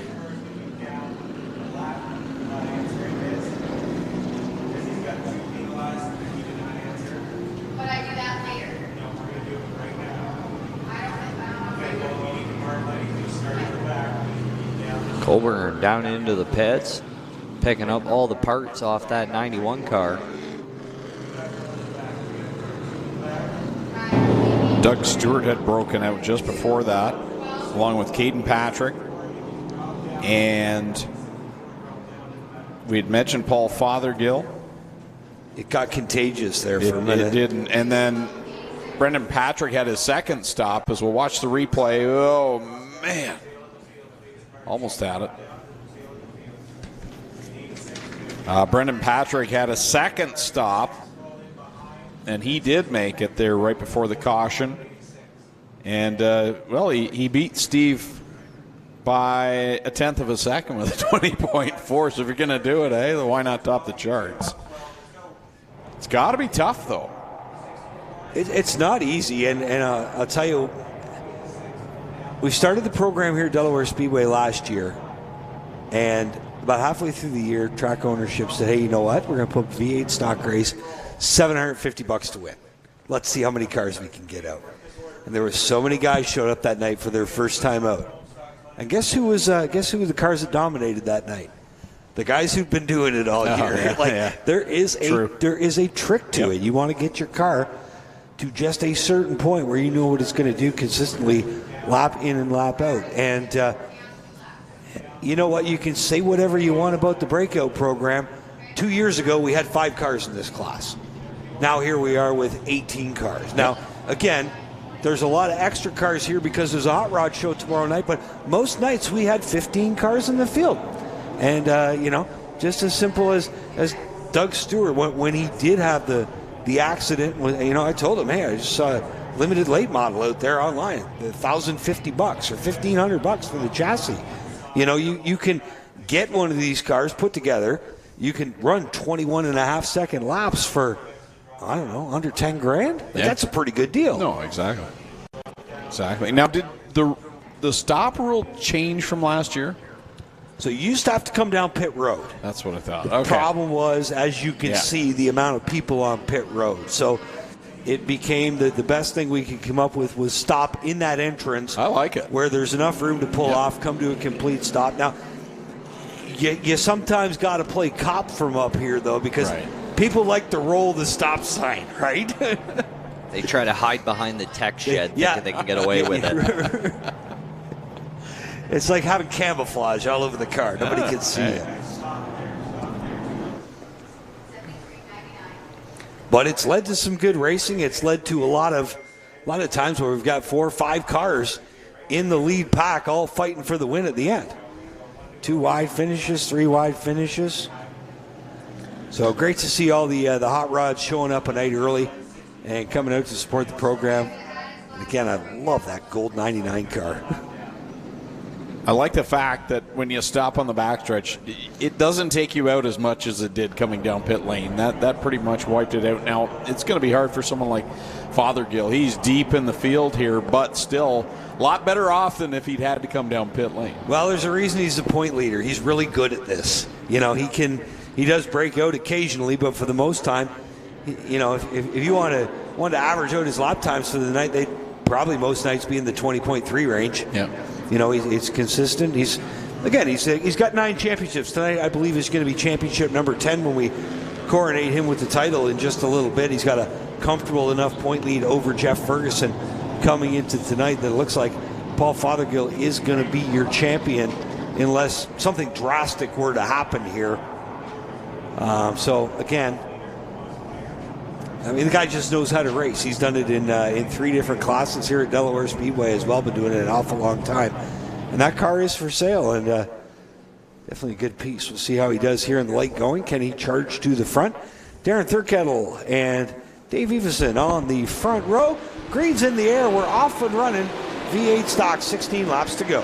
Good restart by Thurkettle. He's going to take over the lead. Now the 15 of Everson has company. Ellis works to the outside. Clark tries to peek to the inside. They're side by side for second through 3 and 4. And again, the biggest key to this race seems to be get as much as you can on lap 1 because you're not going to break out. Thurkettle to the stripe, a 21.3, and he was flying on that opening lap. That could be the best green flag lap we might have seen all year, Jordan. Only a half a car length here over Ellis, though. He's sticking with him in the 48. Plenty of horsepower there. Everson sticking with that front pack as well. Morris working the outside on that battle for third as work out of 3 and 4. 15 to go at the line. 14 to go now. Thurkettle leads him down into 1 and 2. It sounds like we got a breakout. Connor Ellis in the 48, second place car. 21.082. He is going to go to the box and sit for 2 minutes and feel shame. Points before he's set free. To the inside of Thurkettle anyway. He's going to get whatever he can here. Everybody behind him has to know he's serving this penalty as well. Well, now he's got 2. 2, yeah, I was going to say he did it again. He is going back to back. So good stop too. Solid stop behind the tech shed. Looks like the 2 took one as well. A couple car length lead here for Thurkettle. He works with 12 to go. Look at that, the rest of the field 21 3s, 21 4s. Thurkettle still shows the way. Everson second. How about Jordan Morris?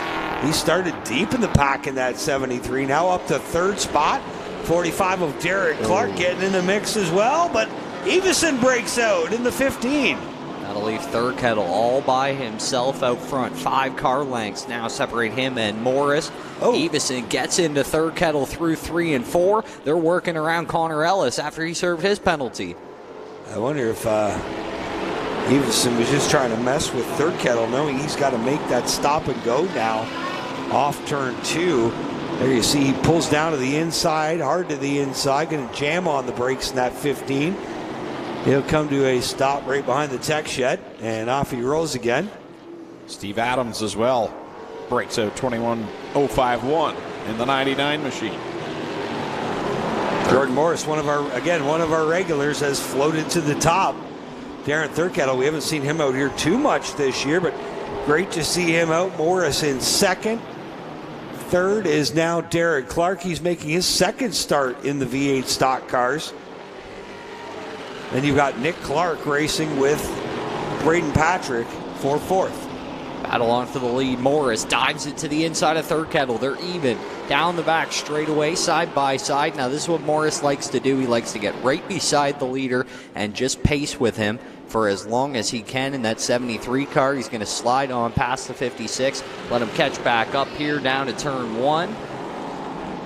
And Ellis just broke out again right in front of the leaders. And it looks like Braden Patrick has broken out as well. They are breaking out all over the place. Thurkettle tried to cross over. Morris wouldn't give up the inside. He points it right through victory lane as they work back through 1 and 2. Morris still leads. Ferguson and Fothergill, your championship contenders racing together. They'll both get by the 12 of Braden Patrick. He's got to stop, but he's caught in the outside groove off turn 4. Now he's tries to get to the bottom, but it was right in front of Adams. Adams shoved him up out of the way. Now he's going to dive to the bottom, or will he, right in front of Mark Lamont? He did. And now he jams on the brakes in front of Lamont. Scary situation off turn 2. And meanwhile, up front, here's your leader, Morris, to the inside of Thurkettle. He'll take the spot. Here comes Derek Clark, wheeling it on the bottom. Patrick rolled through his stop and go. Your leader through 1 and 2. Thurkettle's falling back into that battle with Clark for second. Morris, good drive off the corner, but halfway through the straightaway just pulls a parachute in that 73 car. Well, he's going to do it again at the line here. You watch. He'll get right to the line, lift. Doesn't matter that Thurkettle at the lap. He just doesn't want to break out. Keeps Thurkettle till he's outside the 99. And Adams now getting a penalty again as well. So they're breaking out everywhere. Their leaders side by side through 3 and 4. Morris with the advantage out of the corner again. Won't give up the bottom. Runs it in there. Keeps his nose underneath Thurkettle through 1 and 2. 21-2 from your leader. Likes to be in that low groove. Runs another 21-3. Jordan Morris, 21-270 last time by. White flag set to come out this time by. This is when the breakouts really happen. Everybody on the last lap trying to get all they can. Morris on the bottom. Thurkettle up top, off 2 for the final time. Squeeze him to the outside. Morris will take sole position of first. Thurkettle charging back on the high side. Morris going to pinch him up here in the final set of corners. Thurkettle will slide off of 1 and 2. Clark will bring it home second. Morris wins the feature here in the V8s. And doesn't break out. Had Nick Clark and Derek Clark breathing down his neck there at the line. And another entertaining V8 stock race. 73 of Jordan Morris is going to go to victory lane. I believe this is number 3 for him on the year. Jordan Morris celebrated his 1-year anniversary last week, so congratulations to Jordan and his wife Cassie. And he's going to pull that Firebird down there into victory lane. I still think every Firebird that races should have a big bird on the hood, though. It should. I mean, I'd paint mine black and gold, hands down, and steal Hudson Nagy's mustache. So we'll see if our champ's down there waiting to roll into victory lane as well. The cerebral assassin, Paul Fothergill. Career championship number 10 at Delaware Speedway for Fothergill. Wow. Impressive. There we see Jordan Morris getting the helmet off, and our Clinton Jeffrey will catch up with him down in victory lane. I think the only guy with more titles than Paul Fothergill is the Nature Boy. Jordan Morris out of the car here. Jordan, what a drive tonight. Big day tomorrow too, but let's talk about this one. You grabbed the win here tonight. That's pretty darn cool on a weekend like this. Yeah, I'll take it. For this car, it was terrible all day, and it got even worse in that feature, but everybody kept breaking out, so it panned out. What a drive. Talk about the track. It's looking pretty good out there, racy for the rest of these guys. And how did your car run for you tonight? Pretty darn good. The track's okay. There's a lot of grip coming in, but I guess we'll see what tomorrow brings. There you have it. Jordan Morris, your winner here of the V8 stock race tonight. We'll get in and talk to the champion in just a moment. We'll bring in Paul Fothergill here in a second.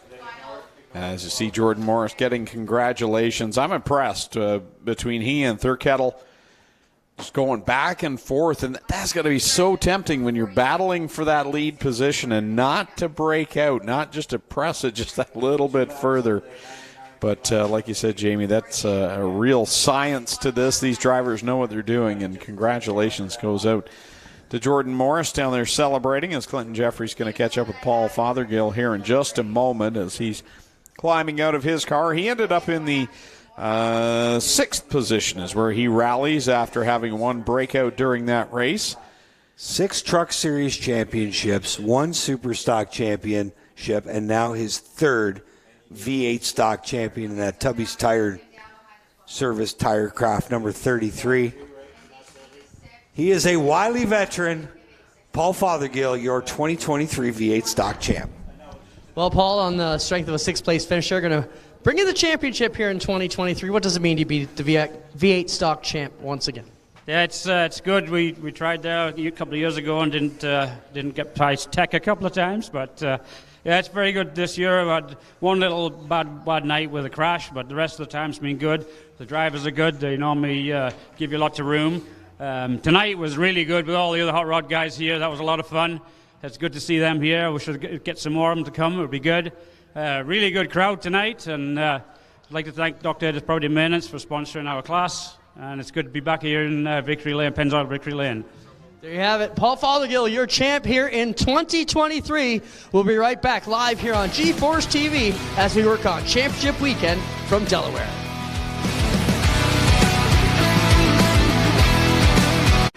Tiffany Gate Fresh Gourmet.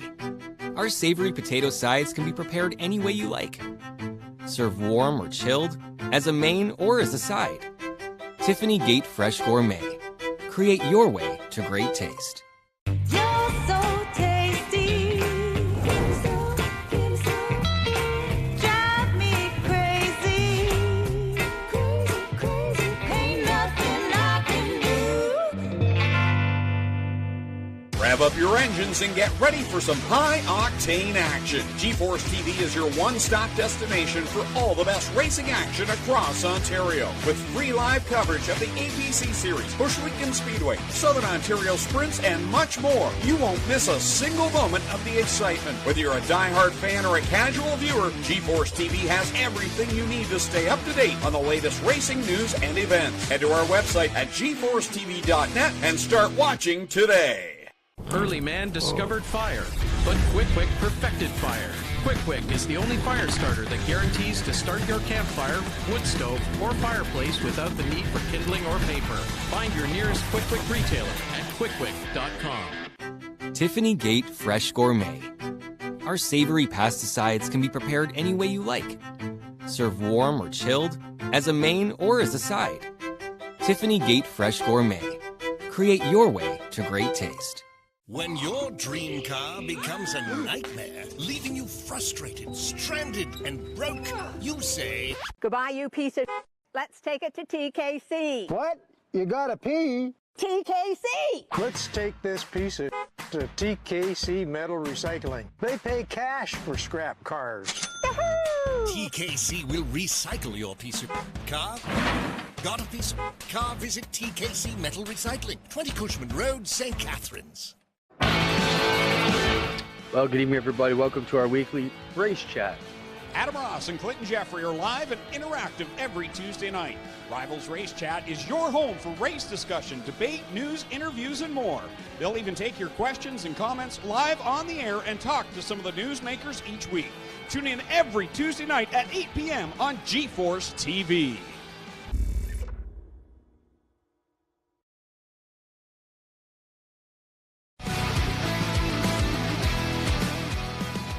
Time to go bone stock racing, and they just keep coming and coming and coming off of pit road. Well, we start 34 of them in the feature, the Wampum Fuels Bone Stocks. Of course, a great place to buy fuel. Pretty good discount there. And you support local racing. Got my tank on the way to the racetrack tonight. It's the name of the game. Do the little things that you can, not only to support companies that support racing, whether it's a billboard you see at the track, whether it's hoof-to-mouth jerky that you see on a race car, and let them know that that's what you're doing. Say, hey, thanks, I'm really glad you're involved with something at Delaware Speedway. Well, I just go get my fuel, and then I come here and tell Jesse because it's his deal. But he knows. He knows, yeah. You know, he'll know that which people are coming from the Speedway or the people are choosing to wait until Friday to get their gas. Yep. So the bone stocks, the Wampum Fuel bone stocks getting set to go. The Zoom on the front. Taylor Everest in that Mazda 94, the 19. Second generation driver Michael Verburn. Then it's Joe Kicks, El Diablo, the Fighting Chicken. 11 of Rob Wollaston on the outside, the Magic Man. I love that. Of course, those are the two shake and bake cars. If you missed it earlier, Joe Kick's kid driving next year. The car they bought is green. So the kid's coming, Joe Kick's son is coming from Formula and he will be in the Perrier car. 25 out of Genero, the 54 of Wayne Vanderwist, the 59 Cassie Howard, the 10 Ian Levesque, 21C, the Pabst Blue Ribbon Express, Jason Lovey, 00 Hero. That's your point leader, Jay Cox out of Dorchester. The 17, Colin Wilms. Then the 5, the Bulldog Motor entry of Jumpin' Jeremiah Rabideau. Rabideau is second in points tonight. The 52, Donovan Clark out of Park Hill. The 03 is Matt Langford out of London. 26, Nathan Rhea in the car we affectionately call Pickle Rick. The 40 out of Park Hill, that's Jason Craig. Out of Ingersoll, the 34 is Dan Story. The 78, that's the B-Main Bandit, Trevor Culver. The 8 is Charlie Verhoeven. 23, Jesse Howard. The 24 is William Clausen. 69 from Sonny Windsor, Mitchell Rawlings. Hank Clausen in the 64. The 92 is Jordan Williams. The 50 is Phil Givens. The 90, Michael Peterson. The 07 is Jack Dixon. 54X, Trent Casket. The 55 double nickel, that is Craig Cole. The 88 Len Starrett. The 52 of Martin. The 12 of Eckhart. And the 4 of Stewart. That's your field.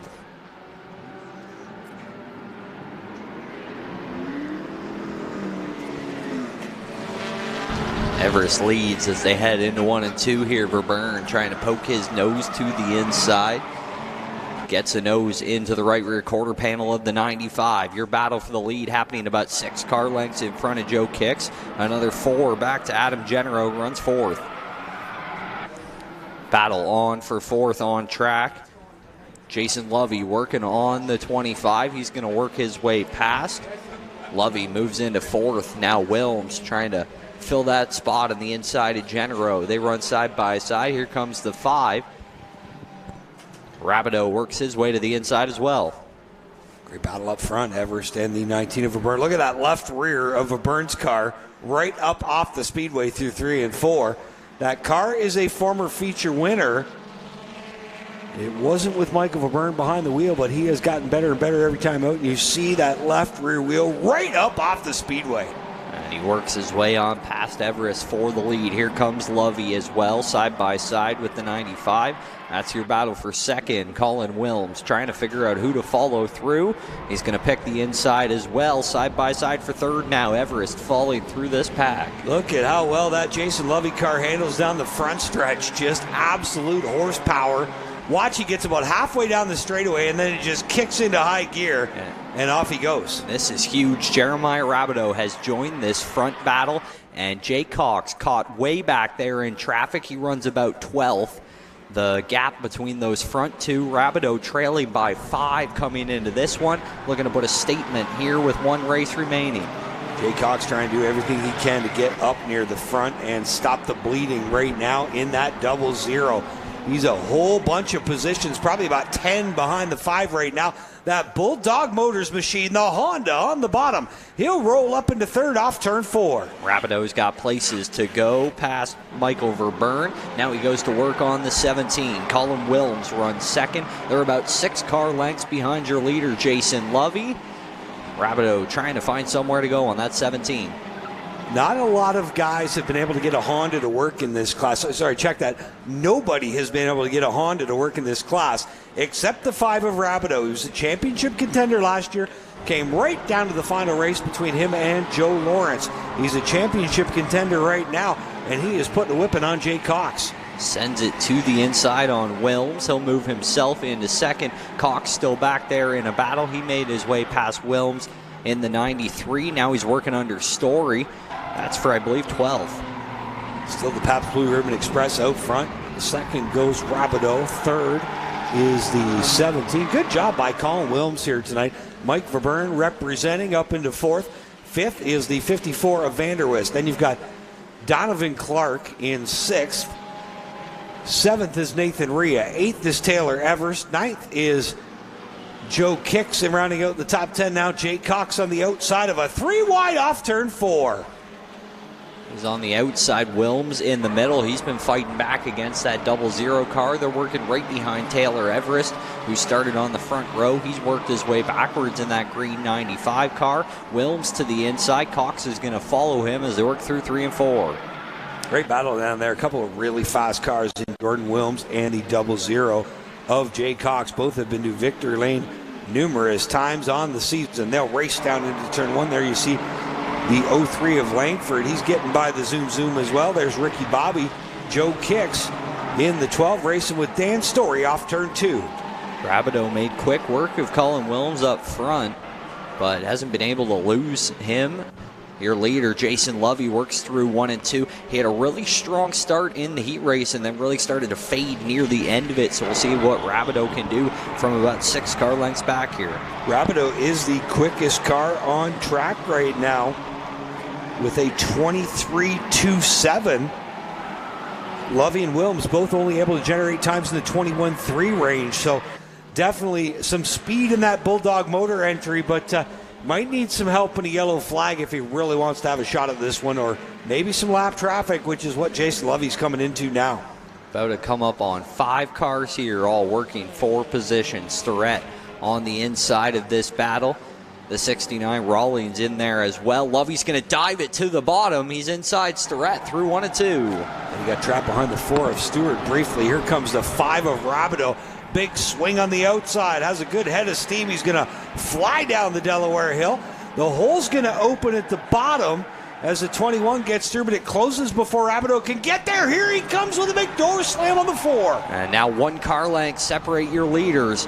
Lovey's still got some work to do here. He gets pinched out on the bottom, and that lets Rabideau point it to the outside. Side by side, 1 around Kara Martin. And Jason Lovey, your leader, gets into the side of Kara Martin. Right in front of your leader. He was really lucky to just get a piece. Now it comes down to race officials and how they determine, or what they use to determine, involved car. Because watch the race leader on the inside there. Was it the blue car that made the contact, or was it Lovey? Well, Lovey hit him, but after the car was spun out. Did not come to a complete stop, though. It was a similar situation to Lane Zardo at Sauble, I believe, though, when he came to a slow down near the outside of the track, and they sent him to the back of the pack. So I will leave the officials. Lovey doesn't feel like he's involved. I know that. And I don't see any smoke off the left front. That would be one of the telltale issues for the officials. We have seen what happened thanks to replay. So let's have a look here.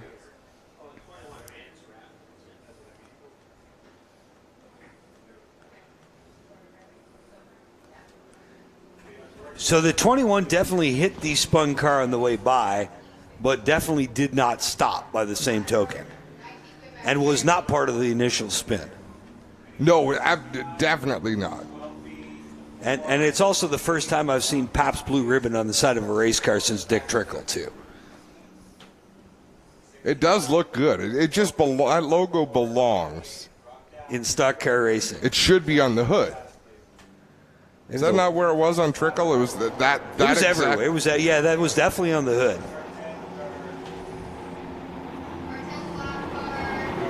The old 99 machine of Dick Trickle, the Pabst Blue Ribbon Special ASA car. But great to see a new company get involved in Canadian motorsports. And they actually, I joked about it with Jason Lovey. He says, no, about a month ago, a bunch of reps from the company were here. I think they were coming back. They might be here tonight. Very cool. And if they are, I hope they're enjoying it. Their guys putting on a show.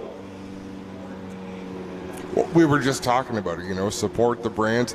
I do not buy beer that is not on a race car. I'm allergic to beer, so I just don't buy it. It just saved me so much money over the years, Adam, I'll tell you. Clint will attest to it. I don't buy much, but it's one of those things. There's plenty of options of people that do support the sport. I'm not even going to look at one that doesn't. So just getting the bone stock sorted out. Pretty good run to open the race. Oh, it's phenomenal racing. I believe we started this 30-lapper. So 18 laps of green flag racing. And how the story so far, your point leader still buried deep in the pack. Cox raced his way up into the top 10, but then that was about as far as he had gotten. He was turning good lap times. But well, at one point he got cut off early.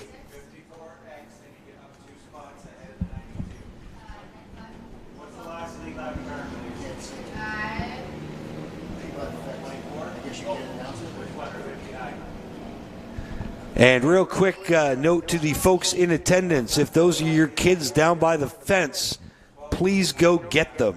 Oh, wait a minute. I think the parents are down there with them. Kids, folks, get your parents. Kids, get your parents and take them back up the hill, please. We can't go back racing till you get up the hill. Here comes Chris. I got Lane Zardo down here, guys. Lane, big night for you. You go for the championship again. You look like you're on the chip tonight, man. Excited?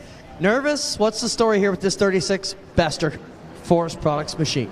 Oh, no, the car's kind of picked a pretty bad night to act up a little bit, but we're in a pretty good position right now. My grandfather always said a bad day at the racetrack's better than a good day at work, so I got a hell of a lot of support up there in corner one. Hey, and Sharon, Uncle Pete, all you guys, make some noise out there. I got a lot of support with our Ford camp back from Walkerton. We got Andy Schmidt here.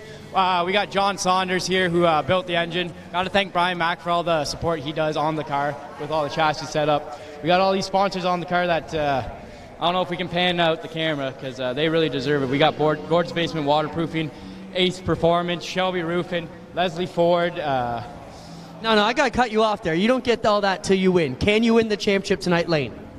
I'm still going to send it. That's all we need to hear. Good luck, Lane. We'll talk to Lane Zardo later on tonight, hopefully for the right reasons. And while we're still here under caution, I'm going to knock Colton Evernham out of the way and get here with Carson Nagy. Carson, big night tonight. Can you get it done? Yeah, we'll see. We got a really good Hummerview Parts Camaro here tonight, so hopefully we can keep those few spots ahead of Lane, and we'll see what we can do. I think this is going to be a hell of a battle like we've had all season long, so hopefully we can put on a good show for everyone out here.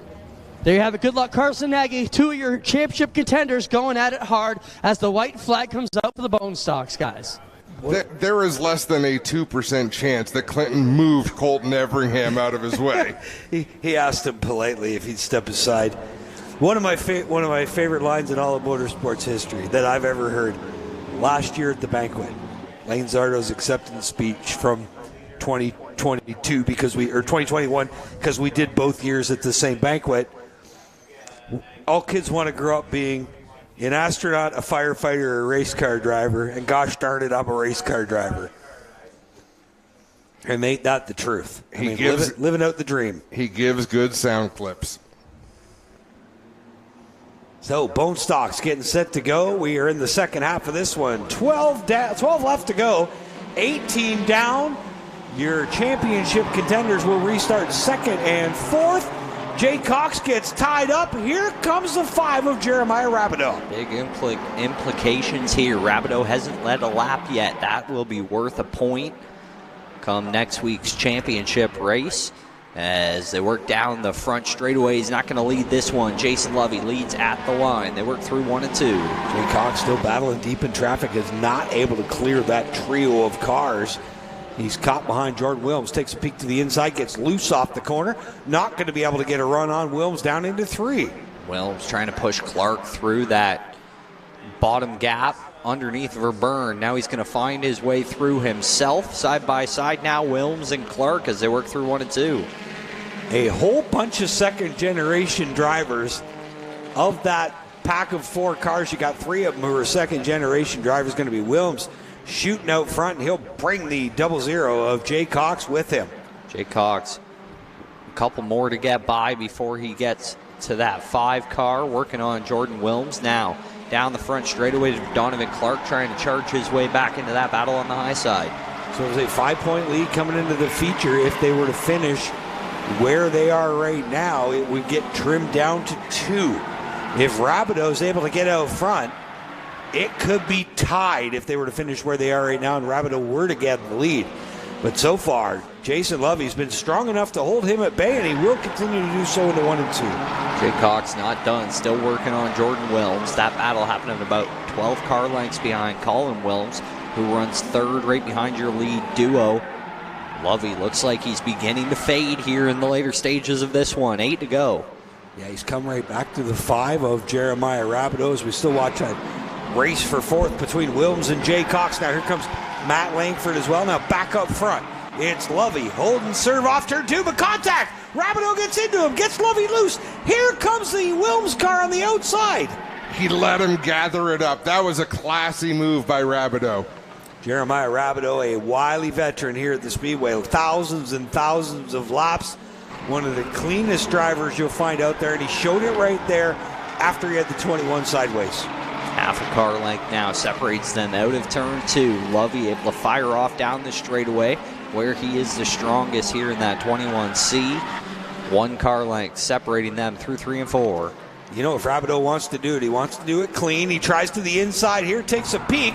Can't quite get he got the run off Lovey early off the corner, but once they get halfway down the straightaway, the ponies under the 21's hood just take off. That's the mistake he's making. He doesn't need to run the inside down the straightaway. He's burning up his right front because he's entering the corner so low. He could run the racing line. There's no way Rabideau can catch him on a straightaway. Definitely not. No, he's halfway through that race, halfway down the straightaway. Like I said, the Humpty takes over under the hood of that 21, and he has gone Rabideau right with him off the corner. Now watch, here's where he will start to stretch it out. Colin Wilms lost a wheel. He lost the left rear. Believe that's the left rear pounced up right in front of him. It's bouncing down. Whoa. It's bounces off the side of Nathan Ria's car. Coming down into the infield. Colin Wilms makes his way into the infield too. Tough break for the driver of the 17 running 3rd. To quote Kenny Rogers, you picked a fine time to leave me loose wheel. How's the right rear? That's a tough one to run without. You can probably go a couple laps without the left rear. Definitely the 19 could. Well, Verburn could. It was barely on the track. But yeah, I think Jason Lovey defending the bottom was really affecting the handling of that car. It was giving him more troubles than he was. You know, all he has to do is get down to the corner and park it on the bottom, and you're not touching him. But entering low, yeah, probably using a lot more right front than he has to. But hey, you know, he's been to victory lane 3 times this year, so who are we to tell him how to do it?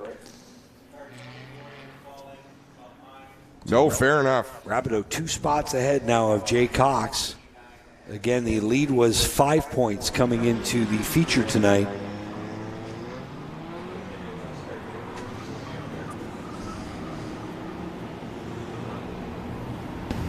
Well, guys, I got Sean Chenoweth here. Sean, you know you're 15 points behind in a tight battle here for the Qwick Wick Superstock Championship. Going to take some magic.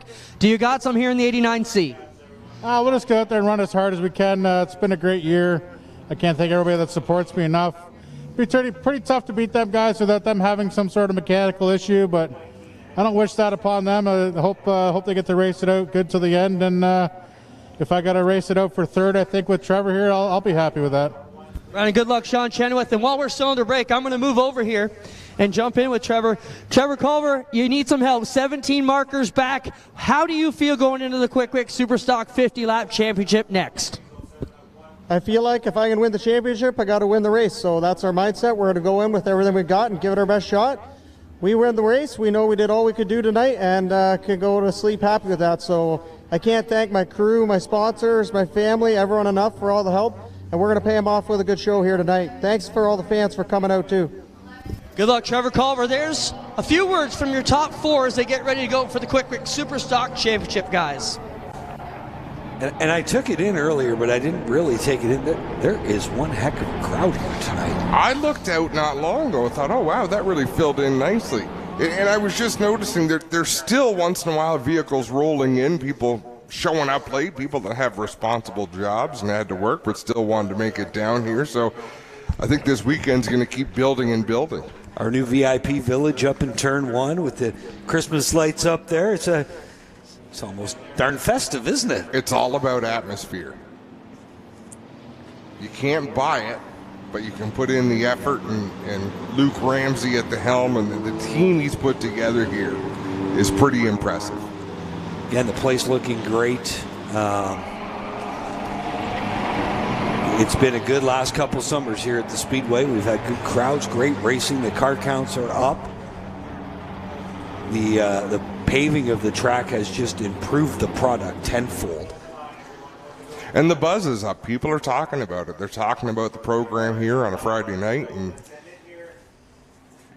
a lot of people here to watch, too. I mean, when you get a $2,000 50-50, that means there's a lot of folks in the grandstand. White flag out, going to turn them loose next time by 5 laps left to go.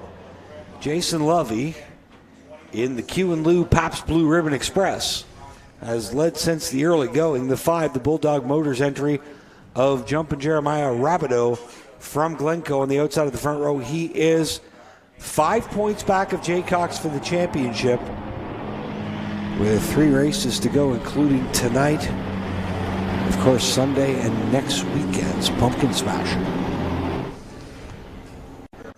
Highbury Ford pace car, the Mustang. Albert Baker behind the controls, dips down onto pit road. We're set to fire him up.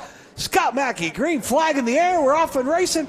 We'll see what Rabideau can do. Can he pinch the 21 off turn 2? Good restart by Lovey. Rabideau with the drive through the center of the corner. Here's where Lovey's going to work away from him. Jordan Wilms working that second row well from the inside as well. They work through 3 and 4. Rabideau not scared to try the outside lane. He's taking the Honda to the top groove. It's Rabideau high, Lovey on the bottom. Wilms wasn't quite able to clear the 00 of Jay Cox. He's keeping his nose in there on the outside. This time he'll clear him. Another one. Michael Verburn lost another wheel. It's bouncing over there near the Sifton sign, right under that Battlefield sign. Another one. 2 for 2 here in the Bone Stocks.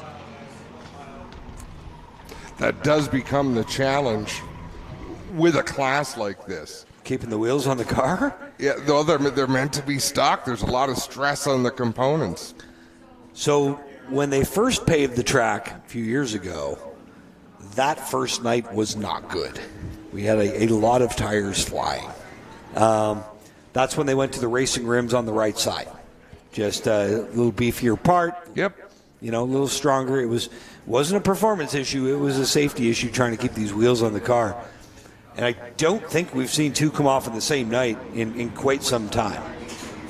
And every time one starts bouncing, I picture that Matt Kenseth tire at Charlotte that went over the fence and into poor Buddy's tent trailer.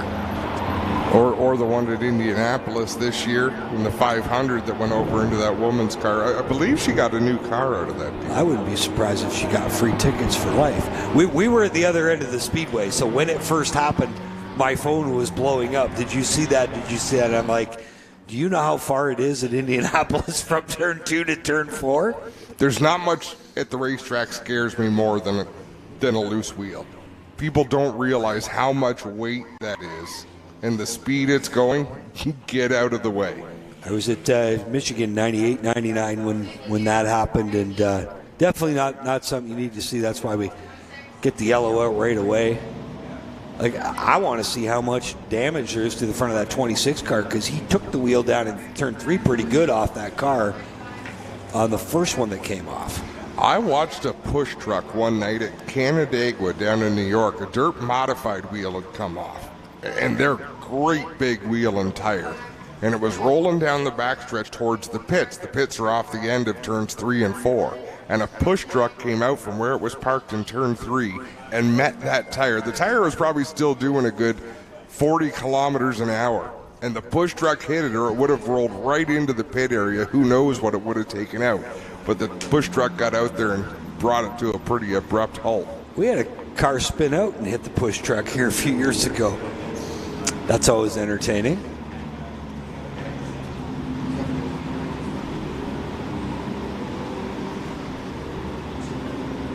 Just getting the 19 of Michael Verburn off the track again. He was wishing it was the left rear, because he'd still be going right now. I don't think he'd have to throw yellow. So again, his dad, Brian Verburn, former Truck Series champion, Delaware Speedway, also raced a Superstock. And Brian is cousins with Rick Verburn, who will begin making his final racing career. A little sad about that. Got to know Ricky over the years. The last 20 years he's been racing here, and it could be different not to see him behind the wheels of the race car. But again, might not be too much longer before we see his kids racing here at Delaware Speedway. Right. I got him right here. You happen to say it, and I happen to be standing aside. Rick, they're talking about you, so let's at least give you a chance to throw something back at Adam and Jamie. Talking about your retirement, man. It's not going anywhere. You got young kids in the sport, still working with DJ on the crew chief. Big race coming up Sunday here at your home track. Tell us why you're throwing it in, man. Yeah, it's just time, Clinton, honestly. I want to take the kids and do some more racing with them. We race Tuesday nights with Ryan and Lee at Little Middleton. We're going to go and do some at Ashweekan too. You know that place. So just time. I've had a good run. We've had a lot of fun. And not to say I won't ever sit in another seat. Just we're not going to commit to anything. And spend some time racing with the kids and have some fun at it, How are you with it mentally? Are you okay with it? Are you happy? Is it time or a little bit of sadness? Honestly, better than I thought right now. We'll see what happens here at the end of the race. I honestly have a really good car here tonight, better than I've had here in a long time, so I'm really excited about it. And if we can cap this off with a victory, it'd be pretty badass. Hopefully you brought some luck. Rick Verburn, ladies and gentlemen, how do I hand for Rick as he runs one of his last races here after a 20-year career? Green Fett set to fly. Off turn 4, we're up and running again. Let's see what Rabideau can do. He got a better start this time. Is he going to have anything for Lovey? He's got to be beating him off turn 2, or it's just not going to happen.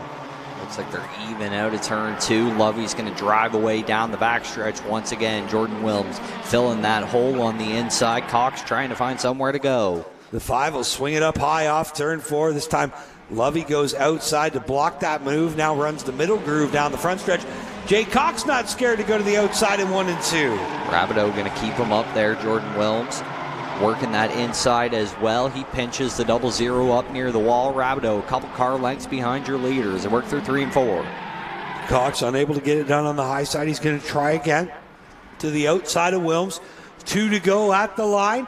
Now Rabideau tries the bottom, but nothing to doing down into 1. Added inside, Lovey with enough drive to be able to cross him over halfway down the straightaway. Here comes Rabideau back out of turn 2, right in front of Jordan Wilms. It was ignition problems last week that did the 21C in.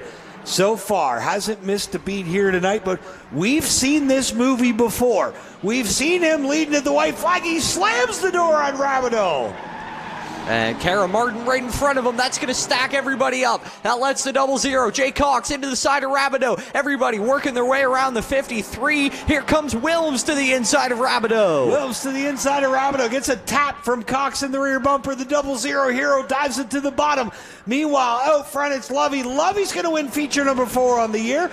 Rabideau second. Wilms third. Cox comes home 4th. Langford in 5th. And the point lead that started out as 3 points tonight grew to 5 after the heat race, back down to 3 as we get ready to close out the season next weekend in Pumpkin Guts. The Q and Lou special, sponsored by Pabst Blue Ribbon. What do you have? A Pabst Blue Ribbon. And there he is out of turn 4. He's going to come down to victory lane. Again, this could be 6 in a row, if not for a little bit of bad luck. There's the replay. They got caught up behind Kara Martin. What a move by Jay Cox as they split Martin down the backstretch. And Jay Lovey, does somebody hand him the Pabst Blue Ribbon in victory lane? Like that would... No, he's got 2 cases coming here. Well, there we go. No need to mess around. Looks tired. There it is. They've got it on the roof. That car is victory lane photo ready. I'd be tired too. That was a lot of work out there. Here he comes, ladies and gentlemen, out of his car into Pennzoil victory lane. Jason Lovey wins the Bone Stock race here tonight. You notice he had a sip of water in the car before he got out. That was a warm-up. Jason won a drive. Jamie was talking about how it could have been 6 in a row if it wasn't a bad luck a couple weeks there. What a way to finish off the Bone Stock season here. What a run. That was a run and a half, boy. That lap traffic was something else. Head on into dude in the corner, like, guys, you gotta see him. Wave you down. That was nuts. Rabideau into the back of me, like, thank Rabideau's a good dude. He raced real hard, real good, and man, I'm telling you, those restarts at the end were something else. This car, after running into dude in the corner over there, I picked up a bad push. I think we knocked the toe out, but she's still a bad hot rod tonight. Jason Lovey gets done. Jason, back up there, guys. You can see also tore the right front fender off it, too. Jason Lovey, ladies and gentlemen, how about it for your Bone Stock winner here tonight? What a finish that one was. We're going to take a quick break here. We'll be back with the final race of the night. 50 laps for the Qwick Wick Superstocks here on GeForce TV.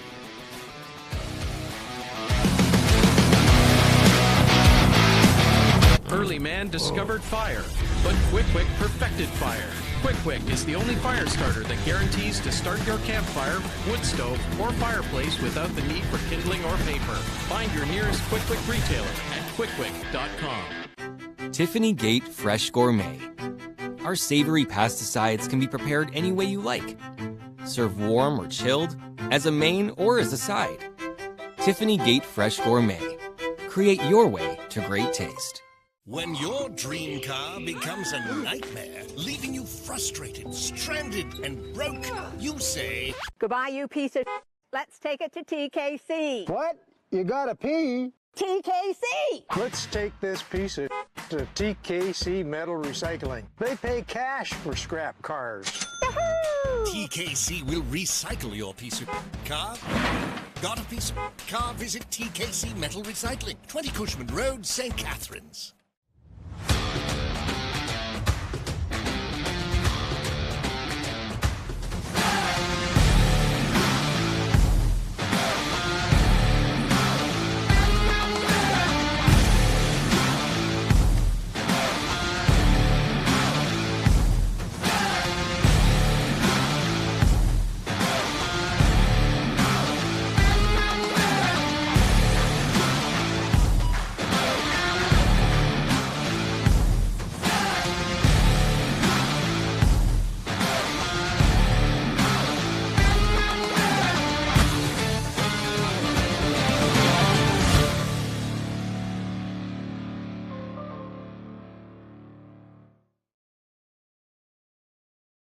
Rev up your engines and get ready for some high-octane action. GeForce TV is your one-stop destination for all the best racing action across Ontario. With free live coverage of the ABC Series, Bushwick and Speedway, Southern Ontario Sprints, and much more. You won't miss a single moment of the excitement. Whether you're a die-hard fan or a casual viewer, GeForce TV has everything you need to stay up to date on the latest racing news and events. Head to our website at GeForceTV.net and start watching today. You're so tasty. Drive me crazy. Ain't nothing I can do. Well, good evening, everybody. Welcome to our weekly race chat. Adam Ross and Clinton Jeffrey are live and interactive every Tuesday night. Rivals Race Chat is your home for race discussion, debate, news, interviews, and more. They'll even take your questions and comments live on the air and talk to some of the newsmakers each week. Tune in every Tuesday night at 8 p.m. on G-Force TV.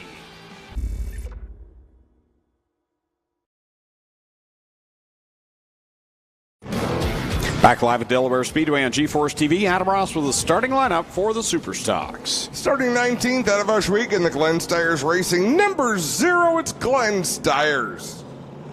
Rolling off 18th out of Hamilton, the 73 is Nick Troback. 17th out of Port Hope, the Stewart's Equipment, Curtis Septic 21, it's Marley Owen.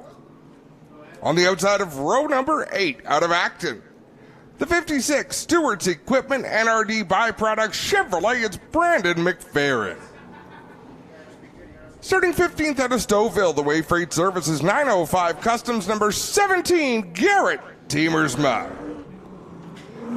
Starting 14th out of St. Thomas, the VP Specialized Carriers, ProWay Solutions, number 7, Pete Vanderwist Jr.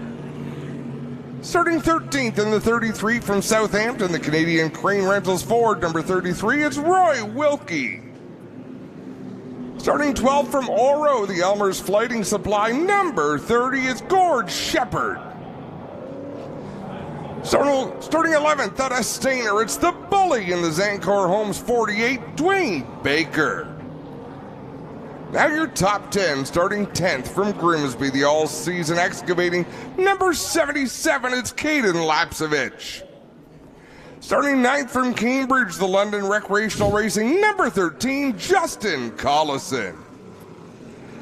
8th out of Otterville, the Spark Power Castrol Edge, APC Auto Parts Centers 88, Rick Verburn. 7th out of Brampton from Walkerton, the Bester Forest Products, Leslie Ford, number 36, Lane Zardo. 6th from Mount Hope, the Queenston Chevrolet Buick GMC, Fielding Estate Winery, number 93, Carson Nagy. Starting 5th from Drumbo, the London Recreational Racing, number 89C, Sean Chenoweth.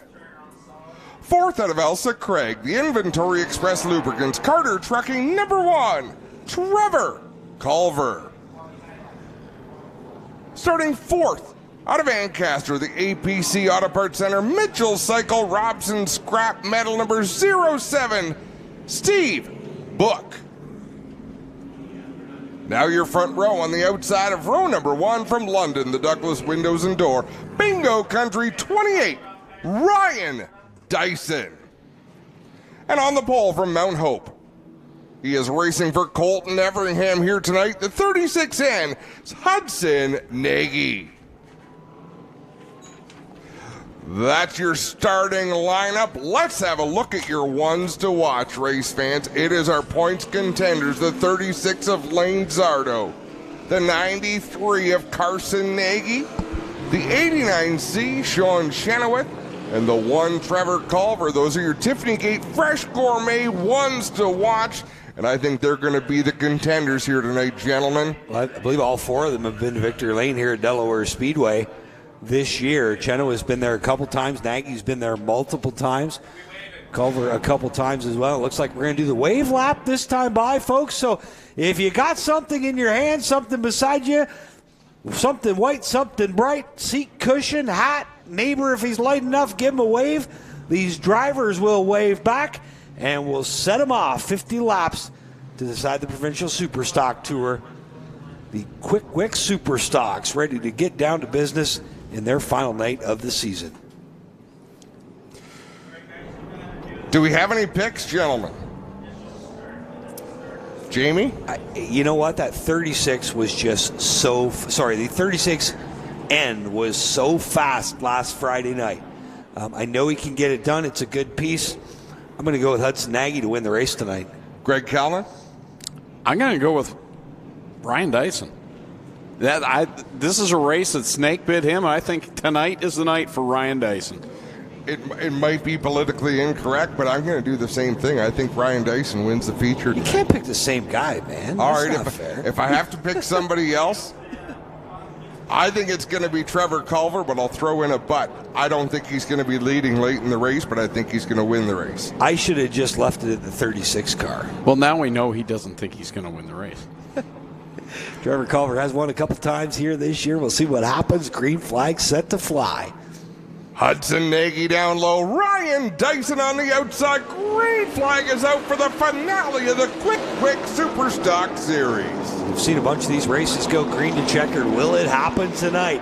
Nagy on the bottom. Dyson out up top. Now, Dyson's going to tuck into line in front of third place, Steve Book. Dyson gets down to that bottom groove just in front of Steve Book. Nicely done. Sean Chenoweth making an aggressive move to the inside. Book will fight off that effort, but out in front, Hudson Nagy with a couple of car lengths over Ryan Dyson. Dyson, Culver right in tow behind the leader. Then you see them stacked up 2 by 2. A little spark show by Chenoweth into corner number 3 as they come by the flag stand another time. Put 2 on the board, and Hudson Nagy setting a torrid pace here in the first couple of laps. Nobody's been better on the outside of Delaware Speedway this year in a Superstock than Carson Nagy. Oh, we got a problem on the 77. Somebody forgot to put the hood pins in on the Caden Lapsevich car, and that is worse than a fake Newton sticker on the windshield. He's been driving like that for 4 laps, guys. Since it got started, it's been on up in his face. It's got to make it tough to see. That's additional downforce. And he can see, okay, he's waving that hand. I believe he's been called into the pits, has Caden Lapsevich. He'll bring it down pit road to the attention of his crew. What a bummer. Whoops. Tough break for the 77. He might have been a threat to win here tonight. We know he's got the talent, but he's going to be at least 1 lap down when they get going. Clint's right down there on the scene. Heartbreaker there. Had still lots of speed with that hood up there for the opening 3 laps. As we see, it's all Hudson Nagy out in front of Ryan Dyson. Here's Carson Nagy right on the back bumper of Culver, heading off a corner 2 down the back chute. Carson Nagy had been working the outside. Now he's going to take a peek to the inside of Culver. To the inside he goes. That Humberview parts machine on the bottom. It's the Inventory Express number 1 on the outside. They're still doing battle into 1. Culver with the position that time at the stripe, but Nagy with the preferred inside groove noses out ahead. Can he clear him down into turn number 3? He will. Culver tucked back in line. Shuts the door. Culver there. Here comes Book. Now he'll take a similar, or make that Ramsey rather in the 07, looking to the inside as they go down into corner number 1. 3 wide there for just a moment. Tough break for Culver. He ends up being the loser of that. Now, the surprising thing so far, I figure we see the 36 go to the whip way earlier than this. I wonder if there's something amiss in that Lane Zardo car. He's just not performing as well as we've seen him all year. Lane said there's something with that race car that's not quite right tonight. He's trying to hold off Rick Verburn right now. Verburn showing a lot of speed. So it is a 3-point gap. If they were to finish where they are right now, it would be enough for Carson Nagy to take the championship. Yeah, I had it right the first time. It was Book. I'm so used to Ramsey being out there, but Book there in the 07. I didn't want to call it out. I'll just point to the screen. Yeah, Nick's had some health problems. I know. Hopefully he's watching. I imagine he's here. So big shout out to Nick Ramsey. We're thinking of him. Looking forward to seeing him back behind the wheel of that 07 next year. Rick Verburn trying to get to the inside of Lane Zardo. We see the front brake rotor of Zardo's 36 glowing cherry red. Verburn to the inside as Zardo got all sorts of loose in the turn. This is not what Zardo wants for sure. He just keeps losing ground. And every spot he loses is another point. And another point to gain for Carson Nagy. Carson Nagy's right there. He's reeling in Ryan Dyson in that second position. So the Nagy brothers right now making a Ryan Dyson sandwich with Hudson out in front, Carson in third, Dyson holding his own, but he's about to have company. Justin Collison with Lane Zardo. A couple of third-generation racers out there, Justin. His father, Brad, his grandfather, Jim. And obviously the Zardo lineage is well documented. Caden Lapsevich right now just hoping for a caution flag here as he stays right in front of the leader, Hudson Nagy, that black 77. Got the hood pins put in place, but he has got the leader breathing down now on his back bumper. And Ryan Dyson's coming under some fire here shortly. Carson Nagy is coming. He's now got that lead from second to third, cut down to about 3 car lengths in 3 and 4. Down the front straightaway to complete lap number 15, Hudson Nagy with a 20.3, although that was in traffic, so we can't really count that lap time. As you said, we're about to have a battle for the second spot as Carson Nagy closing in on Ryan Dyson in that 28. It's a great battle on the screen. Pete Vanderwist Jr. getting his feet wet in the Superstock division. Do battle with the veteran Roy Wilkie. Now back on your leader, the 36N. Hudson Nagy, again, winner last Friday night on the final night of regular racing here at Delaware Speedway for the Superstocks, trying to make it 2 in a row for that 36N. And if you're wondering how Hudson Nagy could start on the pole, even though he hasn't run any of the races, because he's racing for points for Colton Everingham, he gets Colton Everingham's handicap position. And then Colton was very handicapped coming into this one as far as being down in the point standing. So good break for Hudson Nagy. He's using every bit of it as he still skates away from this field. He's got almost a straightaway over Ryan Dyson. And with Carson Nagy catching Ryan Dyson out here on the back bumper, points in the back of our minds. And Jamie, have you got the accounting firm ready for tonight? Dewey, Scrum, and Howe is here. Nagy now to the front. It's going to be academic, especially if Nagy can pull off another position. Nagy, right now, if it were to finish this way, is going to be your point champion. 30 to go at the line next time by. So 2/5 of the way through this one, and comfortable lead by Hudson Nagy as the Nagy brothers put a beating on him. Like you said, 30 laps to go. Still lots of racing. We know anything can happen here, and it happens fast at Delaware. So we'll see what happens with Carson Nagy right now taking that second spot. And again, surprising that Lane Zardo, that problems still continue on that Bester Wood Products machine. He has not been a factor. We figured we'd see him up front. He's won here earlier this year. But tonight, not the night for the 36 machine. There you see Carson Nagy now slowly creeping away from the 28 of Dyson. And in clear traffic, Hudson Nagy is still considerably faster than Carson Nagy out there on the racetrack. As we're watching a battle deep in the field, Pete Vanderwist Jr. and Brandon McFerrin have been duking it out for a couple of laps. The last time down into turn 1, Vanderwist got a little bit squirrely on the inside of McFerrin. They continue to race side by side down the front stretch. With 28 laps left to go, like there is, I don't think Carson Nagy has 0.2 of a second in that car to reel his brother in. So maybe he's just playing big picture. Maybe he's just saving everything he can in hopes that he gets a caution, because I'm sure his spotter has told him that if you keep running where you're at right now, you're going to be the champion. He's got some comfortable track in front of him with Caden Lapsevich, who, yes, is a lap car, but is a fast car right now, so he doesn't really have to worry about that. He's just passed Ryan Dyson's got a bit of a buffer there, so you're right. He's in that sweet spot. That's where you want to be. Vanderweest just got by McFerrin in the 56. McFerrin got all sorts of loose, and now he drives it down into the turn. The car looks like it pushed up the racetrack. He's got to focus now on Roy Wilkie and the 33, who runs right behind him down into turn 3, and behind them, that's the best battle on the racetrack. McFerrin, Wilkie, Glenn Stiers, Nick Troback, and Garrett Teamersma. The leader just about to catch this pack, so Hudson Nagy's going to have some work to do, and this is not going to be an easy pack to get by. You got some fast cars that will not want to go a lap down, but I don't think they're going to have any choice when Hudson Nagy gets there, because that car is on a rail. And again, what does Carson Nagy do here? Does he just lay back and pray for a caution to have a shot? I'm sure he doesn't want a caution. He'd just rather finish second and be done with it as he makes his move on Caden Lapsevich and gets by that all-season excavating 77. And good to see that Verhoeven Racing team back out on the track tonight. Nagy makes it 22 laps left to go, and now he's right there behind Teamersma as they go off of corner number 2. And Teamersma looking low on Troback in the number 73. That's going to make things difficult for Hudson Nagy. The last thing Hudson Nagy wanted was these guys to be racing in front of him when he gets there, but they are. Yeah, and side by side for position right in front of the race leader, just ahead of them. Glenn Steyer trying to poke a nose to the inside of Brandon McFerrin. So Hudson Nagy, he becomes a cheerleader now. Doesn't matter which one, he's just cheering for somebody to make a pass so he can get to work.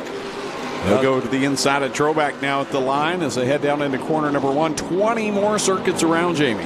Troback, the wily veteran, gives Hudson Nagy plenty of room on the bottom. He'll tuck in the line behind the 17. We did see Troback here on a weekly basis earlier this year. It's good to see Nick out. And Hudson Nagy gets by him now. The next car on the chopping block is going to be 17 of Garrett Temersman. The challenge now for Hudson Nagy is this traffic, because this will allow Carson to close in. He'll look to the inside of Teamersma down into turn number 3, but Garrett, he's up on the wheel and he's doing battle. Garrett's going to try to work up towards Glenn Steyers, and our race leader Hudson Nagy's going to be boxed in. Yeah, Carson has closed the gap a little bit. He can see his brother now. And Hudson now trying to get by Teamersma. He's right there behind Steyers. He'll duck low down in corner number 3, roll it off of corner number 4, and now looks like he'll be able to clear the zero machine. Well, Glenn's having a good run here tonight, looking solid in that car. Now Nagy will get by him. So as much as Hudson Nagy's cleared all that lap traffic, and his brother Carson has caught him, now Carson's got to get through all that traffic. So we'll see what happens here. Obviously, he's eaten into the lead, but with 3 cars between him, he's got a lot of work to do to get past those cars quickly.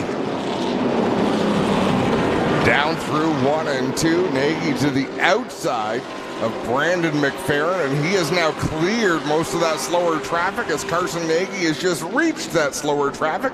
He'll look to the outside in 3 and 4. If they were to finish right now, Carson Nagy looking at being the champ by 3 points, but still lots of racing left to go. 15 laps can seem like forever here at Delaware Speedway. Leader right behind Roy Wilkie now, rolling through corner number 3. This time it'll be 14 more circuits around, and Carson Nagy is not having the same run through this traffic that Hudson did. He's boxed in right now. Garrett and Glenn, who have been going at it lap after lap, have boxed the 93 machine right there. He's got Troback right behind him as well. So Carson still right now, he's got to be thinking, just don't get in any sort of problems here. Don't worry so much about Hudson. Worry about these cars you're surrounded by right now. And he almost did have a problem. He stuck the nose in on Glenn Steyers and had to back out of it. There might have been some contact. He's really got to think big picture, Jamie. That's not what he wants. He was won the championship here at Delaware Speedway last Friday night by a couple points over Jay Dewar. Looking to make it a double championship season. The team of family team from Mount Hope, Ontario. Obviously Hudson, Carson, Dad Jim, Mom Sheila, and all the gang that comes down and helps them each and every Friday night, trying to put the cherry on the top of this 2023 season. No, it might not be a great stat, but Carson would probably at this point like to become the first champion that didn't win in the championship race. He'd be fine. The big picture is the story right now, but all the other champions, the 3 years previous, won the final race. And right now, Carson not set to do that yet. Check in on Lane Zardo. He runs back in 8th right now. Just not the night that 36 machine the Ken Grubb owned entry was looking for. He's about 5 car lengths behind the 88 as Hudson Nagy gets down to the start-finish line and rolls down into turn 1 again, looking to put Pete Vanderwish Jr. a lap down, less than 10 to go. Good battle on the racetrack between Trevor Culver in that number 1 with the 30 of Gord Shepard, the 48 of Dwayne Baker. Culver runs in the 9th spot with Shepard right behind him, Baker right behind him. The 3 of them work down the back straightaway. We scan around the track for other battles. Leader heading into 3 this time. It'll be 7 laps to go when he crosses the start-finish line. Carson Nagy's cleared that traffic. The only car between him and his brother is Pete Van der Wees Jr. And Van der Wees got a handful down there in 1. He just got asked about the championship, so I had the abacus out, shoes and socks off. That's why it smells like it does up here, boys. I was going to say, Now Sean Chenoweth has caught that same pack of traffic that gave the Nagy's fits. Chenoweth running in the 4th spot. He'll have to try to work his way through that gaggle of cars as Marley Owen gets well out of the way for Hudson Nagy to go on by. And Carson has closed that gap. Well under 2 seconds between the leaders now. We got a change for 5th, too. Big shout out to Justin Cullison. This is the best run he's ever had at Delaware Speedway in that London Recreational Racing number 13. He's got by the 07 of Steve Book, as you see Hudson Nagy wheeling through turns 3 and 4. Coming to the stripe, there's going to be 4 laps to go, just 2 miles of racing for the 36 end to go to victory lane. It's been all Hudson Nagy since the drop of the green flag, pulled out in the early laps and has led all the way. Carson Nagy's closed that gap. Pete Van der Wees Jr. will get out of the way and leave clear racetrack between the top 2. Carson Nagy's still quite a long ways back from his brother now, with just a couple laps left to go. Ryan Dyson by himself in the 3rd spot, but Sean Chenoweth showing a nose on the 0 at Glenn Stiers. It's the only car between himself and that 28. And now Dyson might be bottled up behind Brandon McFerrin in the 56 and Roy Wilkie in the 33. Battle on the Speedway back with the bully Dwayne Baker. Good run for the 30 of Gord Shepard and the 1 of Culver. That's right around the 9th, 10th position. Going at it for a while. Yeah, right in front of race leader Hudson Nagy, who sees the white flag. One more trip around for Nagy, with brother Carson Nagy in tow, looking for the championship. Down the backstretch for the final time. It's the 36 end. First feature win ever at Delaware Speedway came last Friday night. He liked going to victory lane so much, he's going to do it again here this evening. Hudson Nagy in the 36 end, your winner. Carson Nagy in the 93 will be the champ. And it's almost like Atlanta, was it 1990, 98? As you see the brothers congratulating each other on the backstretch. The last time I saw something like Bobby and Terry Labonte, victory lane at Atlanta. 96, yeah, that was a great sight, side by side. I'm biased, though. and once again, how many times have we seen these Qwick Wick Superstocks run a feature race, green to checkered, lots of passing, lots of traffic, lots of action, but caution free? I think that's 3 times this year out of 5 races, if I'm not mistaken. So the talent of this Superstock division on display here again. The 93 of Carson Nagy, you see him rolling down the backstretch there. Hudson Nagy in victory lane in the 36N. And a shout out to Ryan Dyson in the Douglas Windows and Doors Bingo Country entry. Solid 3rd place finish. Put a cap on what was definitely a disappointing season. Out of his car, make some noise, folks. Hudson Nagy down there with Clint. And the beer showers are coming in for Hudson here. That's why you keep the helmet on when you get out of the car, boys. Hudson, come on around and talk to us. He'll reach in there looking for a baseball hat, and I think that's what he's looking for. Here he comes.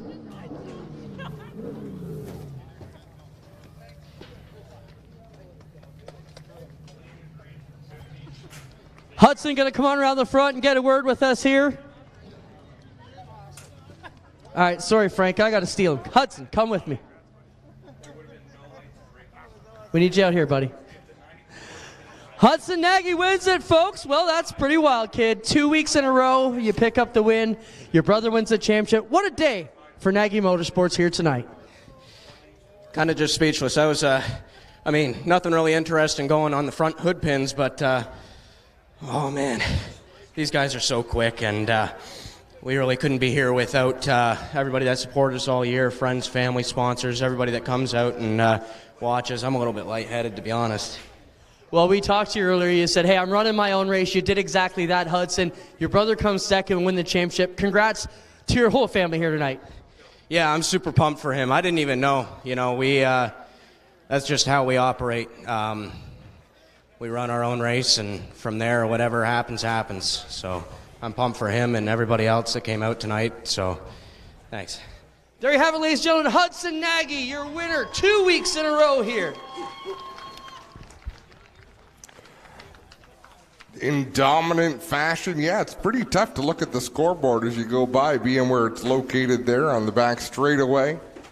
But there wasn't much for him to see, and I believe Clinton Jeffrey is caught up with our third-place finisher. Yeah, we'll get up to the champ in a moment. Ryan, a solid run for you here. What a way to close out your season. You got to be pleased with a third-place run here to the Nagy boys who are cleaning up. But solid run for you and this team here tonight.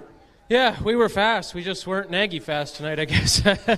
Congrats to Carson. It looks like he won the championship, and congrats to Hudson on the victory. I guess I'm kind of up here with the Hudson or the Nagy boys, but yeah, definitely a good way to close out the season. It's been a rough one for us this year, up and down. We had a good stretch in the middle of the summer, good run at Flamborough on the tour, and then car got away from us a bit. But the last few weeks, I think we figured out what was wrong with it and what the car needed. I just wish we had figured that out about 3 months ago. Look good, Ryan. Congrats on your third. Yeah, thanks, guys. I appreciate it. Ryan Dyson, third here tonight. We'll wait for a moment. They'll bring the champ in, guys. We'll send it up to you for a moment till we finish victory lane with Hudson, and then we'll get in here with Carson when we bring him down to the checkered square. If you're going to have a good night and wind up on the front straightaway, make it a night when you've got a new sponsor at the track like Bingo Country for Ryan Dyson. So congratulations to them, and welcome to the sport, to Bingo Country. That's exciting stuff. Yeah, always good to bring new people out. And tonight, fourth different champion. That shows you the diversity in this division, and there's a lot of drivers that have been here since the beginning. So you don't have just one or two drivers going out there dominating. There's a lot of different drivers that can get out there and win. And even coming into tonight with 17 races, the most wins was 4 by Lane Zardo. Like, this is an excellent series. Five different winners this year in 5 races. I mean, and even it's carried over to the late model tour. I mean, there's been 8 races this year. I think we only have two-time winners, 6 different winners in 8 races. The competition is just, absolutely intense. Anybody could win. I mean, you got 10 fast cars in the Superstocks that could win any night. And a lot of good, respectful racing. I really enjoyed watching Rick Verburn and Lane Zardo duke it out. There was a little bit of rubbing, but not excessively. It was just really good short-track racing by a couple of drivers with a lot of respect. There's a lot of good racing throughout the pack, and even though some of these drivers got lapped, that's how fast Hudson Nagy was tonight. There were some good battles throughout the pack. I was impressed with Glenn Stiers, was really up to speed. They're racing amongst some veterans in this division. From front to back, it was a good race. And that's why he does it. Glenn Stiers wanted to run Friday, Saturday, Sunday this weekend, get laps, focusing on Sunday's race. But these are good laps. Laps in Superstocks would be a lot more similar to what he's going to do Sunday than what he does tomorrow night with the APC late model, Jamie. Or when his bone stock gets here. Don't talk too seriously about that, or he will. I want to see him do double duty Sunday.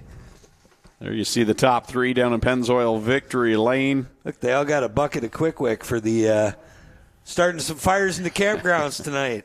The Nagys are going to be able to have a pretty good bonfire with all that Qwick Wick. Now imagine that mustache on Carson. Like I was just thinking that. I mean, that is it would be blonde for sure. Yes. Oh, I can't remember. Did Jim ever rock a mustache like Alex? I don't think he did. No. But Alex can grow one like no other, though. Yeah. Oh yeah. He's got strong facial hair game. Carson down there in victory lane with his bucket of Qwick Wick. So we'll wait for festivities to close down there with Hudson. So tomorrow we'll be back on the air 5:15, I believe it is, on GeForce TV. So make sure you join us. Of course, the APC Series will crown a champion for 2023 in the Great Canadian 200. That's going to be Quite a race to watch. Of course, the Oscar Modifieds are here along with the Hot Rods. What I really want to see tomorrow night is how that tire strategy plays out. And we have had some trouble here at Delaware the last few weeks with guys blistering right rears. The last 2 Friday nights, the 03 cars blistered a right rear both races on a 35-lap race. These guys are really going to have to take care of the tires. The series put out a information package right from the manufacturer. This is how you scuff the tires in to get them ready. This is going to make it have the best chance of lasting for those 200 laps. So it's going to be interesting. Do guys pit just before the 100 lap and try to get the track position? Do they pit later and have the fresher tires later? But like I said, I was talking to Jake Sheridan earlier tonight. He says it depends on how many cautions we have during the race, how it's going, how many cars are left on the lead lap, where we're running at what point. There's a lot that goes into it. Do you pit just to look at the right rear? You know, if you're Ray Morneau on about lap 40, if a yellow comes out, I want someone to look at my right rear tire. The thing is, he knew when you could tell when it happened 2 weeks ago for sure, because all of a sudden the lap times just fell off. You see Carson Nagy, doing some donuts before ordering his double-double down there in Epic Raceway or VP Racefield's Victory Lane. Carson Nagy, 2023 Qwick Wick champ. Winner earlier this year at Peterborough Speedway. He's already got the helmet off. Dad Jim in to shake hands. How about it? Ladies and gentlemen, your Qwick Wick Superstock 2023 champion goes to Carson Nagy.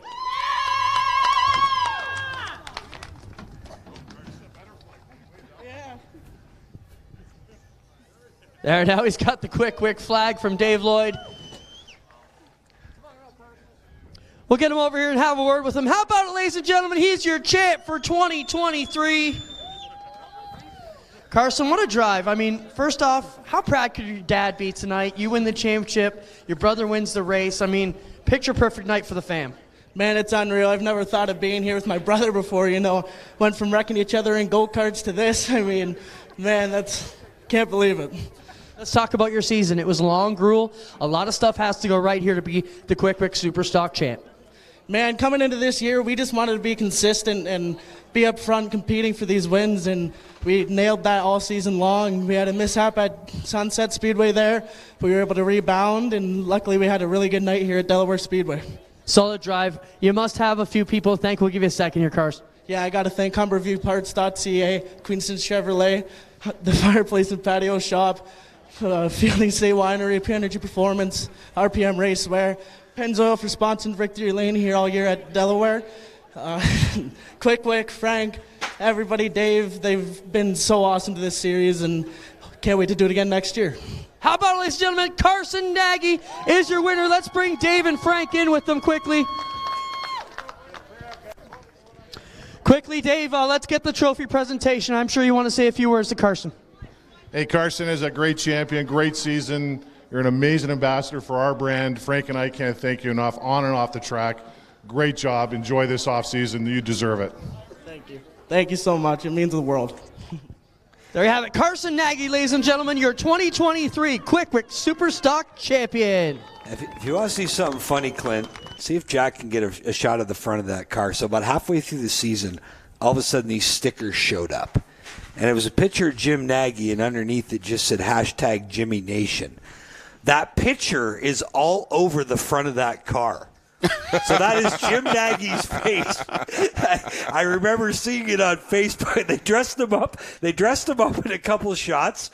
Some of them got lipstick. Some of them he's got hair. I think one's supposed to be Peter Chris. I don't know. Every time you ask Jim, he just shakes his head. But they were on, number of different race cars, back of street cars. Jimmy Nation, it said underneath it. That crew has a lot of fun. That bunch of friends has a lot of fun. Lane Zardo in there to give congratulations to Carson. He knows what it feels like. He's been the champion of this series. This was not his night, not his season, but still the sportsmanship is there to go and tell a friend he did a good job. That's just it. It shows you the quality of person Lane Zardo is. And those two, they raced head-to-head here every Friday night at Delaware Speedway, along with guys like Jay Dewar and Pete Vanderwish Jr., and, a lot of respect with each other, and they had a lot of good battles. Well, that'll close things out for night number 1. Of course, we'll be back on the air tomorrow night here on G-Force TV at 5:15. So that will wrap things up. On behalf of Jordan and Jamie Maudsley, Clinton Jeffrey down trackside, and Adam Ross, I'm Greg Kellnan saying so long. We'll see you tomorrow night back here on G-Force TV.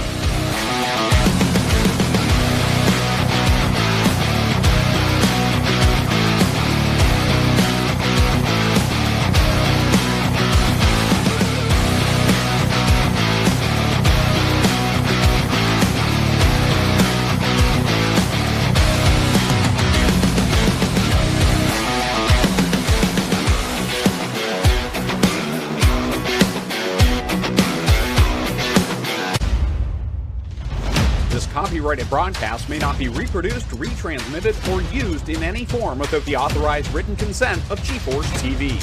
G-Force TV would like to thank you for your support and for watching today's broadcast.